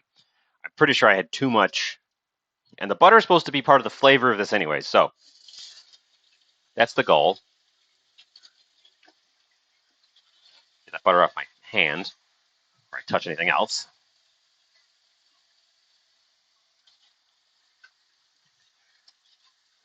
Keep the lid handy, and don't forget to put the leavening in it this time. We screwed it up last time, and we did not put any leavening in my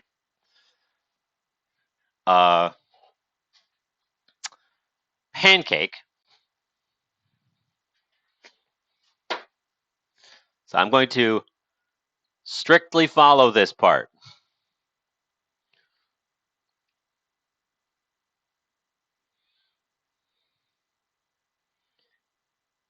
Get the pan heated first. Okay. Start by heating up the pan.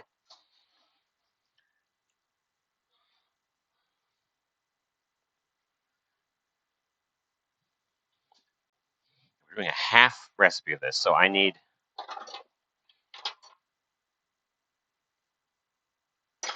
it want 3/4?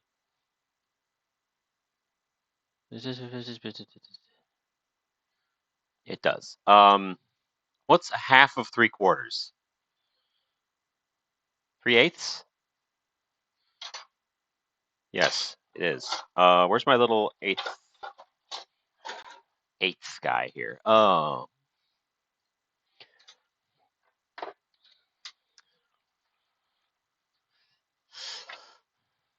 Okay. I'm coming back over here. The pan is warming up. We're gonna come back to the countertop.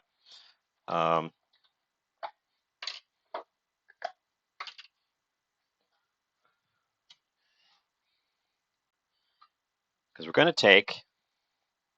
Well, thanks. Having extra eyes actually has been helpful.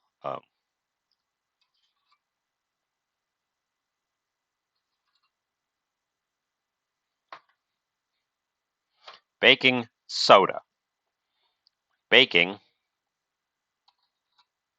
powder, equal measures.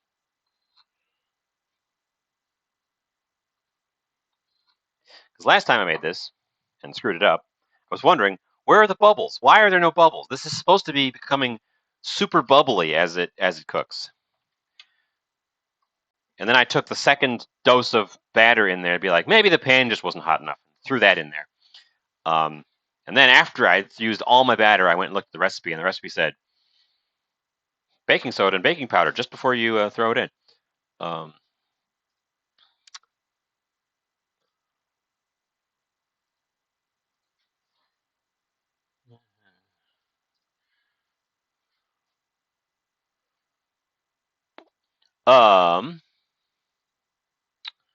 And so a little bit of water. 1.5 tablespoon water.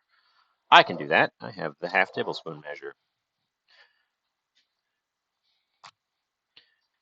Add the water just before you put it in, because it will start bubbling immediately because I'm combining the acid. It's a powdered acid and a powdered base. And if I add water, they mobilize and start reacting, which is where you get the bubbles.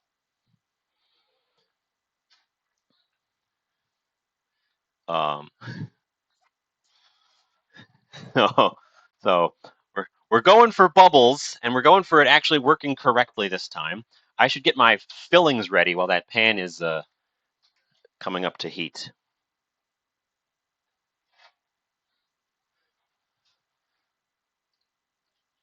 So our fillings are chocolate and cheese, and we've got the cheese already grated. Although, do I need more? That looks good. But I want to get the chocolate measured out and ready to go so I can just dump. We're doing science today. We're doing science almost every day. I often do very experimental things super early on. Felix was here for that one. I'd always wondered, since mayonnaise is just oil and eggs, if you could just take a big dollop of mayonnaise and throw it in a pan and scramble it. Turns out, no, you can't. It doesn't work. It super doesn't work. But now I know, and I didn't know before that. And last week's failure of this exact recipe taught me a bunch. So we're going to do it again, and this time, not fail.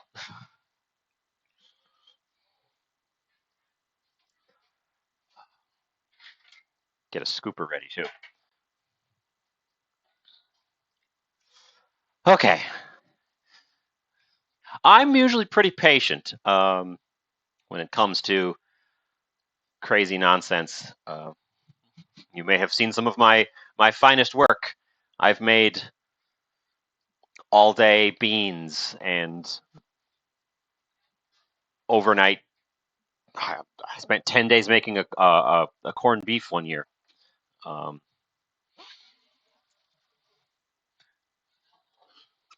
Maybe I should spend 10 days making corned beef live on stream here. That would be exciting, right? watching me come in once a day and flip a brining meat. Anyways, I'm waiting for this to come up to temperature.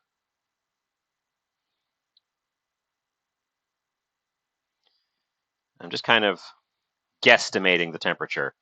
Because unlike with just making a bunch of pancakes, I don't have a ton of extra tries here. So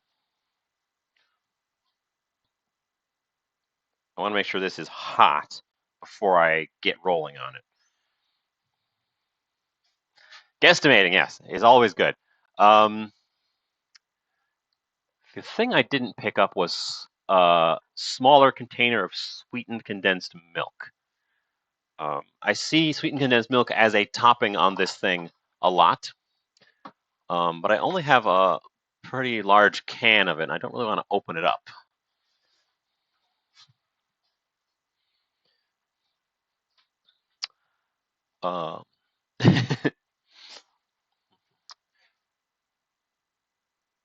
Also, the lid's got to be handy. Got to keep that lid handy because this is going to have to get lidded. Okay. Okay. Oh. Okay, where did I put my half tablespoon measuring cup? Did I put it away? That's 1 teaspoon. Where did I put my measuring spoon? Oh, behind the camera, like a fool. Put it behind the camera to keep it out of the way. But it's a fool. Okay. That. The original whisk at the ready.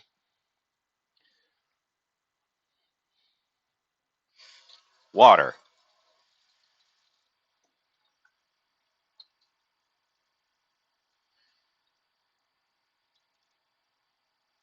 Why can't I?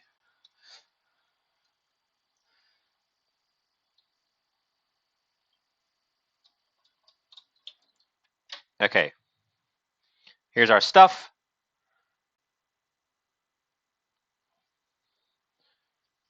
Chuck it in. Combine.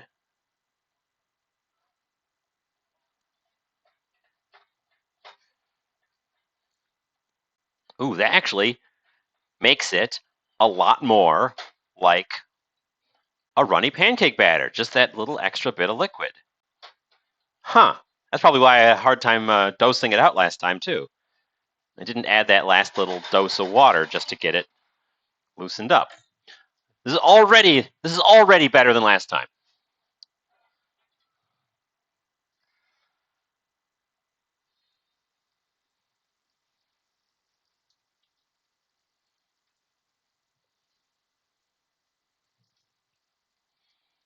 Okay. And then we're supposed to swirl it around. You know. Mine didn't swirl super well, but other than the swirl, I'm getting a lot more bubbles in the top already, which is promising. I think that they make this in a carbon steel skillet in Indonesia, and that's what the difference is. I've got a nonstick. They're supposed to be super thick. They're supposed to be thick, and they're supposed to have tons of bubbles on the top.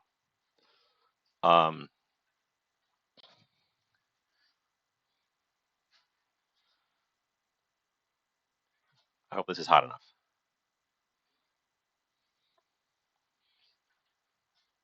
The chocolate and cheese will go on after the top has formed a semi-set bubble top. Because it's not getting flipped.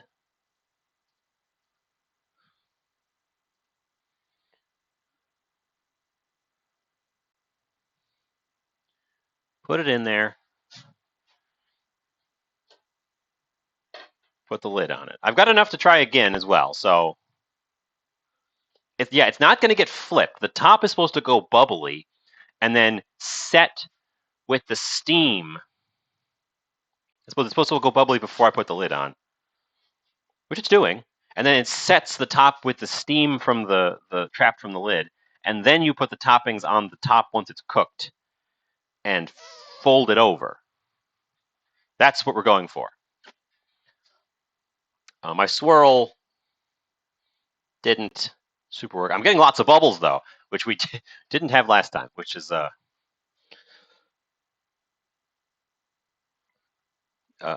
marked improvement. So I'm going to let it, and it takes a couple of minutes. It says it takes a couple of minutes. But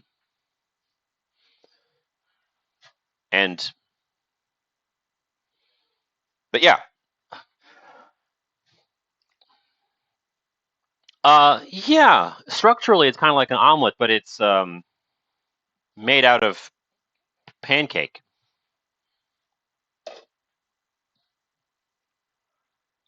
A cast iron probably could also work. I don't think I'm going to switch pans right now, but a cast iron probably could also work, except that a cast iron is quite a bit heavier, and they don't often come with a fitted lid. You are supposed to put a fitted lid on the pan so that it can trap the steam. Cast iron pans tend to have those little spouts, so you can't even really put a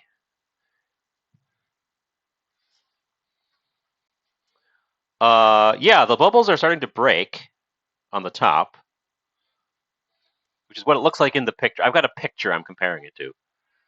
So I would put the lid on now and steam it until the top is cooked. And then add my chocolate and my cheese.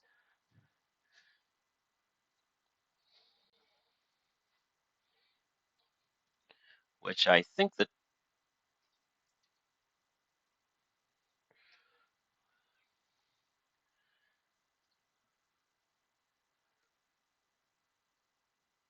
it's hard to tell which one goes on. Oh, actually, it's not hard to tell which one goes on first. They go on side by side and then get folded over on each other. Weird. Yeah, I can't see through the lid, but I can see the bubbles forming. This is one of those things that I bet you the people who make them regularly just instinctively know all the little, the timings of everything. They probably have a 4 of them going because this every time I look this up, it's described as a street food. So I guess there's just little street side vendors whipping these up on the fly, and you can walk up and grab one. Okay.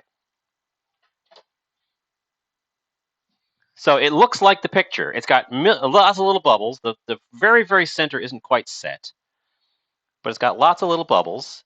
It's spongy. It's a little bit wet right there, but only at the very, very top.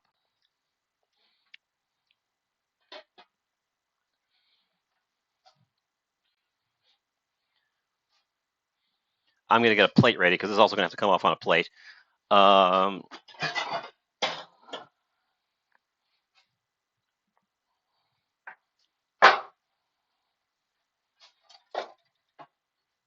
We're going to move the extra batter out of the way so that my plate can go there.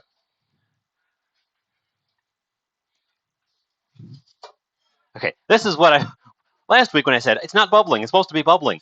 This is what the pictures all look like. Lots of bubbles.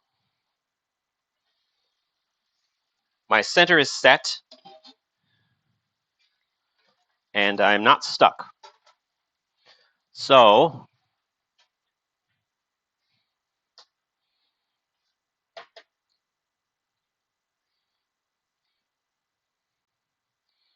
pictures also for this thing, it looks very brown on the other side. So I'm not, unless it's burned, I'm not going to be worried about it being a little bit overly browned.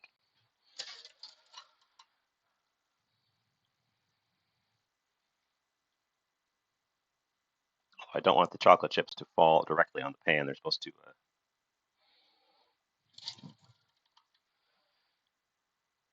melt on the thing. I said don't fall directly on the pan. Let's get this guy off of here actually, and then dress him.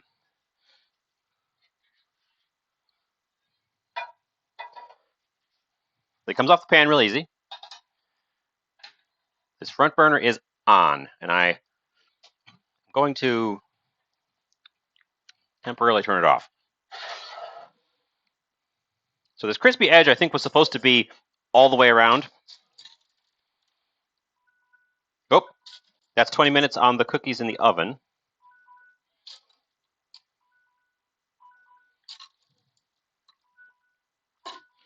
And then you're supposed to fold this guy over. Hush, you. And then you're supposed to fold this guy over. We're going to come over to the countertop for the fold.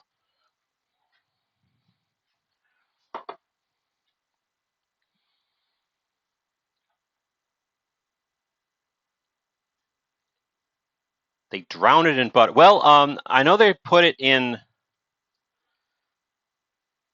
Whoa.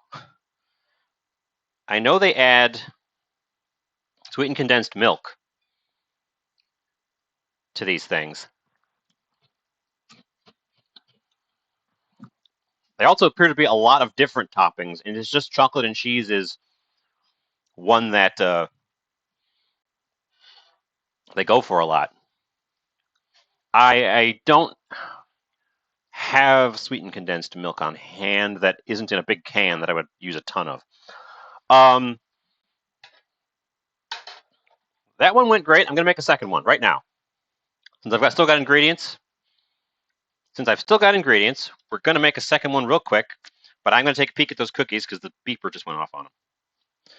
So, get melting butter. We're going to make a second one. Cookies are still very pale, so they're going to be in there for another...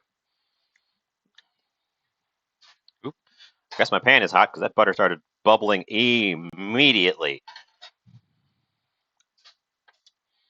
Take a tiny bit more butter. Okay. Okay. We're going to make a second one right away. This guy's going to be our first one. I'm pleased, but I just want to make sure to use up my batter. So I'm going to slap a cloche over the top to keep him warm while I do it again.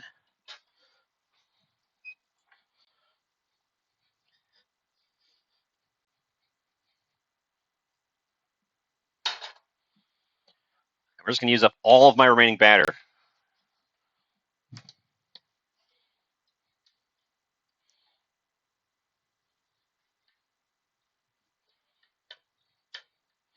Again, I cut the recipe down, so my proportions aren't right. The full recipe is supposed to make 3, and I cut it in half. So we end up with 2 slightly wrong-sized ones.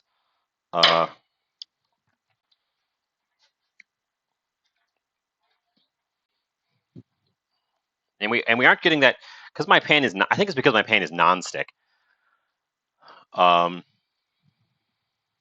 I had set a timer for 20 minutes. I did not reset a timer.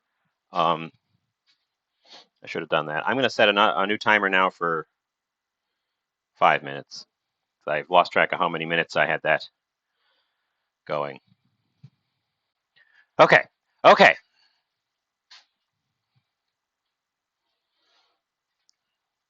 I could also put butter on top, and it would melt in and fill in all those little holes. That might be good, like a sweetened butter. Oh, that's what I forgot to add to that last. Well, we're making another one, so I can't. There's supposed to be a sprinkling of sugar on top just before you add the melty stuff. Just a little sprinkle. This one might not bubble up as much because we didn't get it in there immediately after I added the leavening, but I guess we shall see. This one might end up being just a pancake.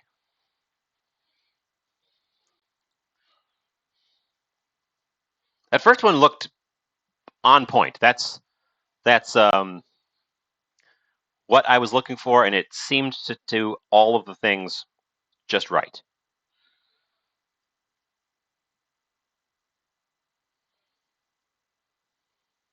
So I'm at least pleased with the outcome on that one. I did forget the sugar. I don't think I have. It's a huge loss to add the sugar afterwards. I can add the sugar whenever. Um,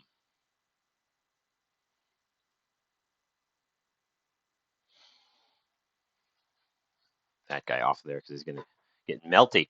But yeah, so we're already bubbling up again. So I think we're gonna get another good one. I think, I hope.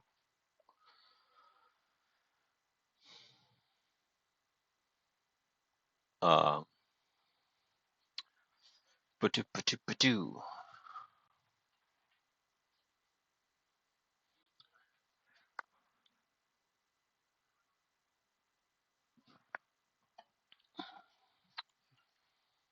yes. Okay. We have more bubbles forming, so I think we are on track to have 2 successes today. Uh, and you guys can't see it because it's an odor in the room. I can suddenly smell the cheese cookies quite prominently.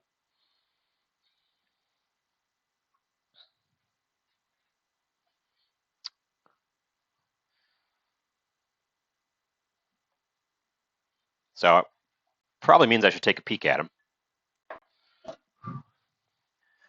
Boy, a lot to do today.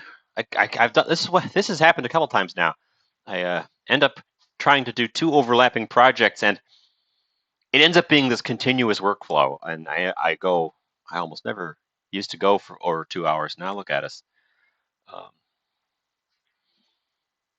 we're getting our bubbles forming, so I should wait for them to break a little bit before I throw the lid on. Let's take a peek at the cookies. Ooh, okay. They're developing a little bit of a golden brown tinge right on the top where the cheese sprinkle was. I think they have some more time in them. The bubbles are starting to break, so let's put the lid on. Get it steaming up. I guess I'll take advantage of this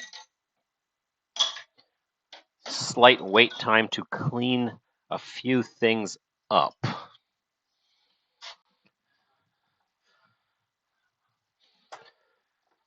The old adage, clean as you go, is wise advice.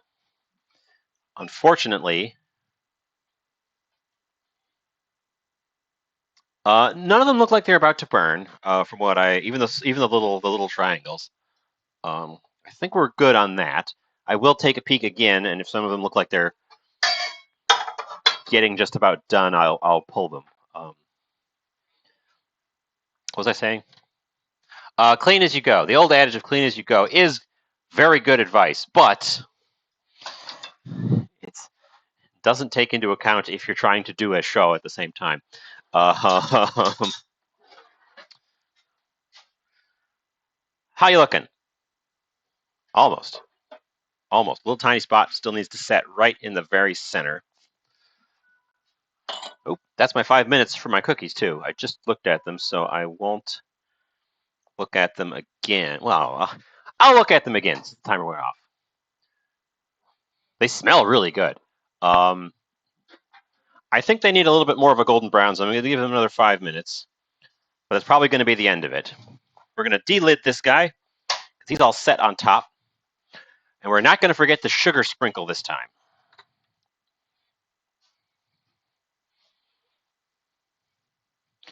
You know what?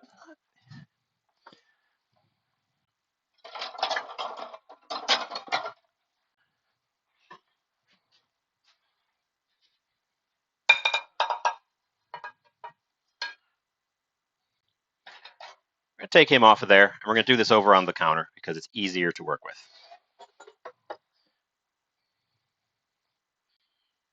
So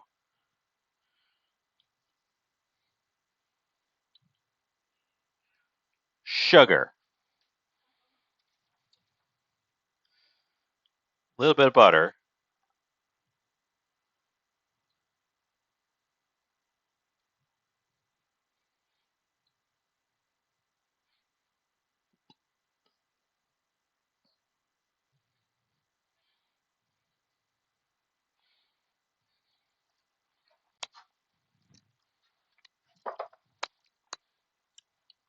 cheese. This one I'm not going to do a half and half. I'm going to do an everywhere and everywhere.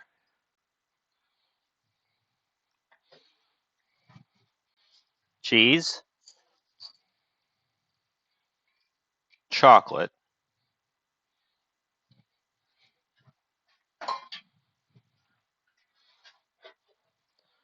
sugar dish out of the way. The little scrappy bits in the back in the middle. Fold in half, and then the heat, the existing heat from the hot pancake should melt all of that innards, and that's supposedly. And the first time I was doing it right in the pan because that's how they did it in the pictures. But it also in the description says you don't cook the chocolate and the cheese into it. The heat from the hot pancake melts them after you fold it. That's the goal. So you don't need to add a bunch more heat.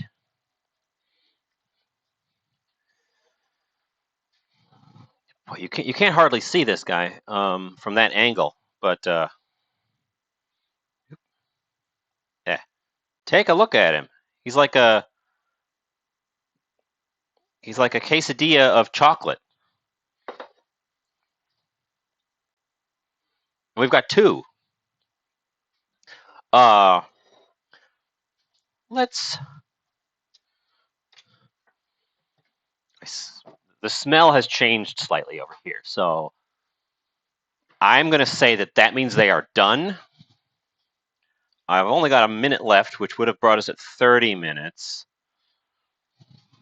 Where's my pot holders? Let's get that guy under a cloche as well, since I'm not going to get to him right away, and it'll help the innards melt. I don't actually have cloches. I just have steel mixing bowls that I turn upside down and slap on top of these things. These look so much better than the ones I made last week. They look like the things in the pictures.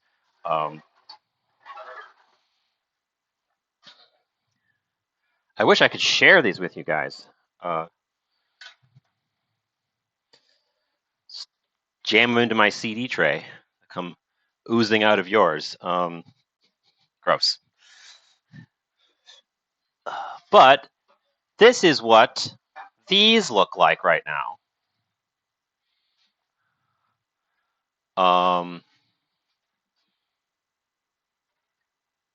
They're a tiny bit soft, but that's because they're still blazing hot.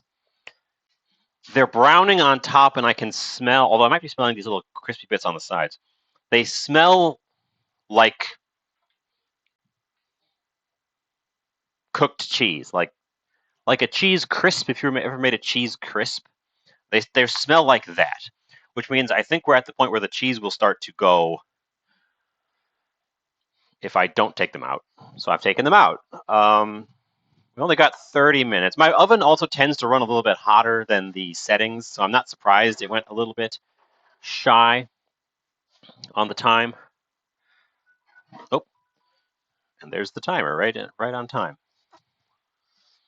Okay, so those guys are going to have to cool off a little bit before I snack in on them. I'm going to share those. I've got some friends later today who are going to. Oh yeah, good idea. I should sample one of the small ones, see if they are done before I commit to taking them all off the pan.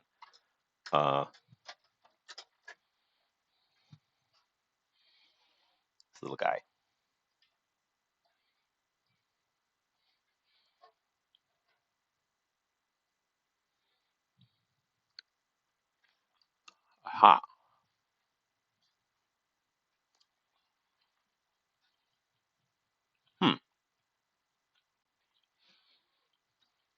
They're very cheesy.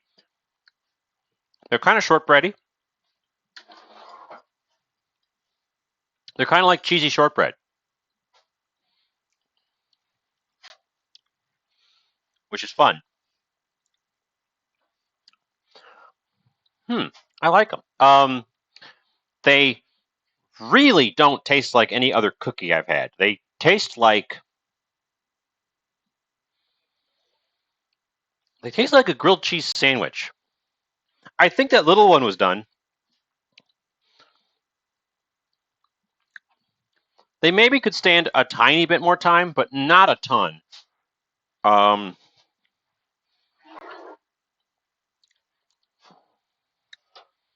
I think I'm going to put them back in just for 5 more minutes because they're very, very close. I think they need a little bit firmness. Yeah, they'll also probably work with the residual heat in the oven. Well, okay, while those are finishing up, I'm going to do 2 other things. I'm going to take glamour shots of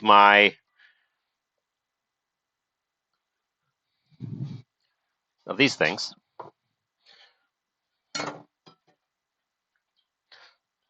I like the exterior marbling on this one more than the other one, but I like the spilling out wonderful ingredients on the other one more than the bottom one. So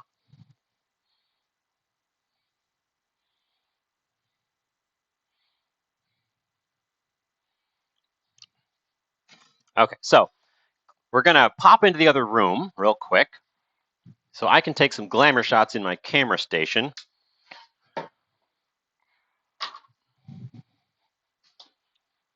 Which requires my tablet, which I'm using as a timer right now.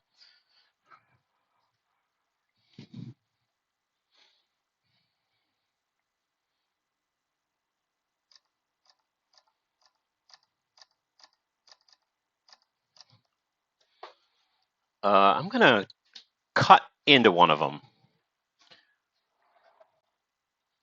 real quick. See if I can't get a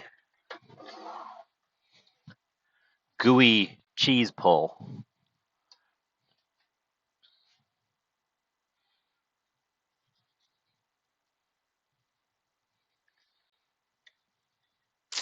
Not really a gooey cheese pull.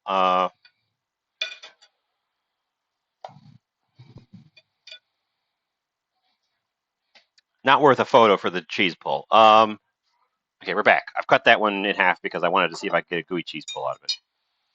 We're gonna taste this guy while the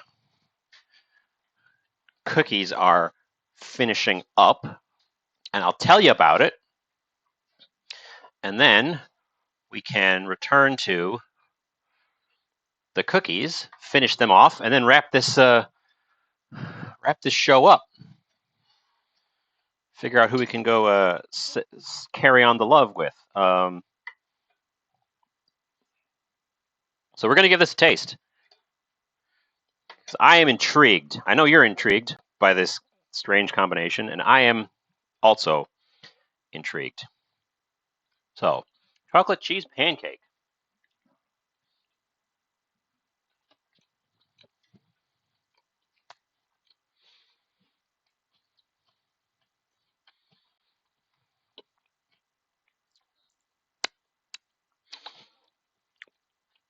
Huh.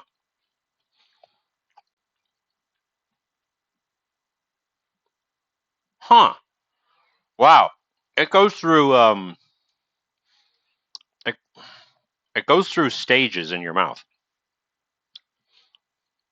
First thing that hits you, pancake. The pancake is fluffy, slightly chewy. It has actually a really good crisp on the edge, and I think based on the pictures that you're supposed to get a big, wide, crispy edge by swirling it in the pan. But my nonstick pan didn't want to do that, so my crispy edge is pretty thin, but it's got the sort of fluffy, squidgy middle, crispy edges, a little bit chewy. It's faintly sweet. It's not really very sweet by itself. It's faintly sweet. And then you go in hard on this rich, sweet chocolate with a little tang in the back while you're eating it. And then as the chocolate dissolves and works its way through, you get this wave of cheese, and it finishes with this sharp, cheesy tang. It's the cheese does not cut through nearly as much as I thought it would. This could probably honestly stand a little more cheese. I was hesitant to go absolutely crazy on it, but I think this could stand a little bit more cheese compared to the amount of chocolate I put in it. It's fascinating. I never would have combined a sharp aged cheese with chocolate without being told that it was already a good thing that someone else has done. My cookies have beeped again. This is a winner. I like this. This is actually, first of all, having the pancakes made correctly is good. The pancakes last week were dense and tough. I was not a big fan. I will say that I think they ultimately were a failure.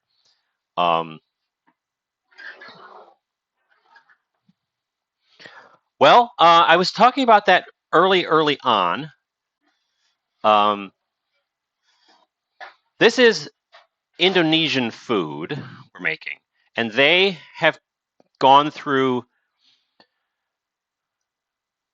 colonization by Holland, and also they were caught up in the Pacific Theater in World War II with U.S. troops crawling all over the area,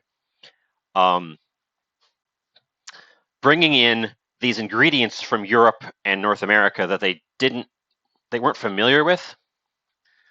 I see this a lot in Filipino cooking.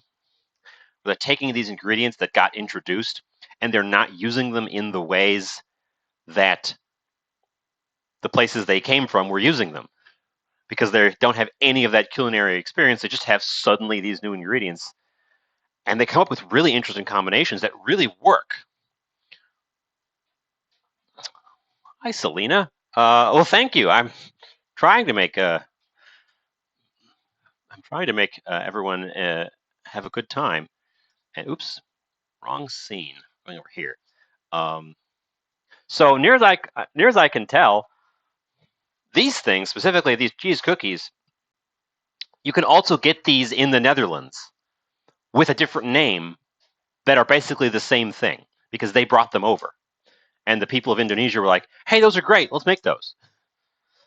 So I imagine it's a case of someone brought chocolate, someone brought cheese, someone brought pancakes, and someone in Indonesia saw those things, were like, why not? The cookies have not stuck, which is good. That one stuck a tiny bit. The cookies have not stuck. Oop, that one stuck a bit. Okay, we'll work on that one. For the most part, the cookies have not stuck. I think the ones that stuck the worst are the ones that had the most cheese draping off the edges.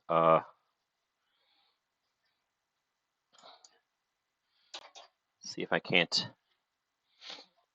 pop these loose. I want to get them off of there so they can cool.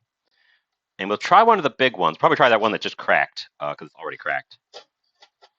Oh, it's stuck on the bottom. That's not great. So we'll try that one because it's already kind of broken. And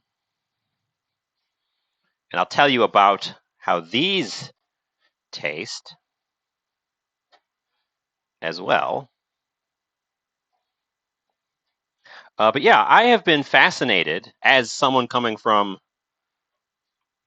typical Western cooking who also has had quite a bit of experience with Americanized Asian, like Chinese, Japanese cooking, and also to some degree authentic Chinese, Japanese cooking.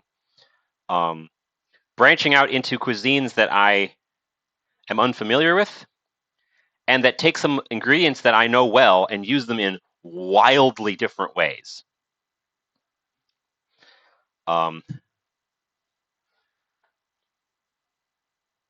Some weeks back, we made some months back at this point, I think. I made Filipino sweet spaghetti, which is a lot of things that just sound like they're going to be a mess. It sounds like if you were in America, it sounded like maybe your little brother got home and just grabbed 5 things out of the cupboard and threw them together and ate it. It's a bizarre combination, but if you follow the steps and make it properly, it's damn good. Okay, that's going to need a thorough cleaning. I lost track of which one was the broken one, which is a good sign that maybe it wasn't fully broken. It didn't fall apart in my hands. I can peek at the bottom and identify it pretty easily, though. They're a little bit cracked on the bottom, so I suppose it's a good thing I took them out when I did. This one's the broken one, so I will taste test this one with you guys. Over here. Tell you about it. Oops, wrong scene again. Here's one of the cookies. As you can see, they're nicely golden brown on the bottom. They're pale on the sides, and they're golden brown on the top where the egg wash and the cheese was. The cheese is holding this one together. It's definitely broken, but that little cheese layer is holding it together. No cheese stretch. Give it a. I'm gonna plate up the rest of those guys and glamour shoot them once they've cooled off a little bit. We don't have to get the glamour shots on those right away. So I'll tell you about this one.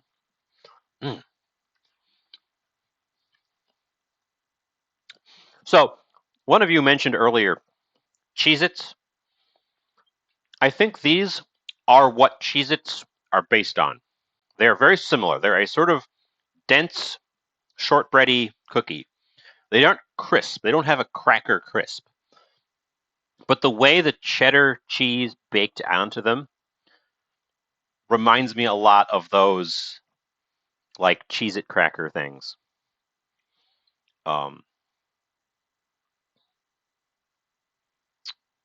These are good. I would snack on these. If they were a little bit easier to make, I would make these more frequently and just snack on them. They're a little bit fiddly, in my opinion. I can see why the recipe I got for these makes 150 of them, though. I can see you bringing a plate of these to a party, and these things just going super fast. This is like a gobbling snack. But yeah, remains to be seen if they will still be as tasty when they've cooled off a bit. When they're warm, they're very tasty. They've got a nice crisp. They've got a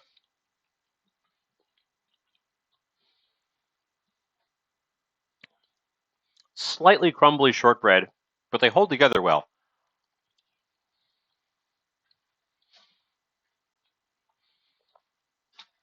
I thumbs up for me. Those are good. Those are tasty. Those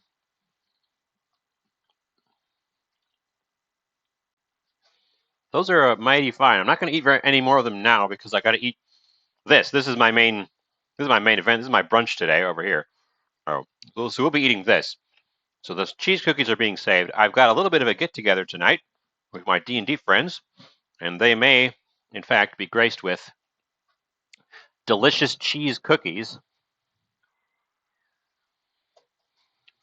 But don't. But shush! Don't tell them. It's going to be a surprise. Anyways, I made less of a mess than I made last time, which is great. So I still have quite a bit to clean up, and we've been at this for longer than I usually shoot for. So let's wrap up and raid on our remaining crew somewhere else. Who is going right now? Ooh. We're going to say hi to Shelly, who's playing the new Horizon. Um, I want to thank Violet especially for bringing so many new friends to the party here. That was wildly unexpected, uh, but very much appreciated. If you haven't followed Violet, uh, give her a look. I was there this morning before I was live. That's where I was hanging out this morning. Um, Otherwise, always glad to have you here. I'm I'm I'm trying to set up a room to see if I can't get uh, some other space to work with for non-cooking things. Um, we'll see how that works because I don't really want. I can't tear all my cameras out of this place, so we'll see how that works. But glad to have you here. Super excited. Everything worked today, which was amazing. Um, I was hesitant on both of them because cheese cookies sound weird. Cheese chocolate pancakes sound weird and didn't work last time, so I was dubious. But everything worked. It was exciting. Um, let's let this countdown go. Let's go say hi to Shelly, who's playing, as I said, Horizon Forbidden West. Oh, and one last moisten for the road. Moist.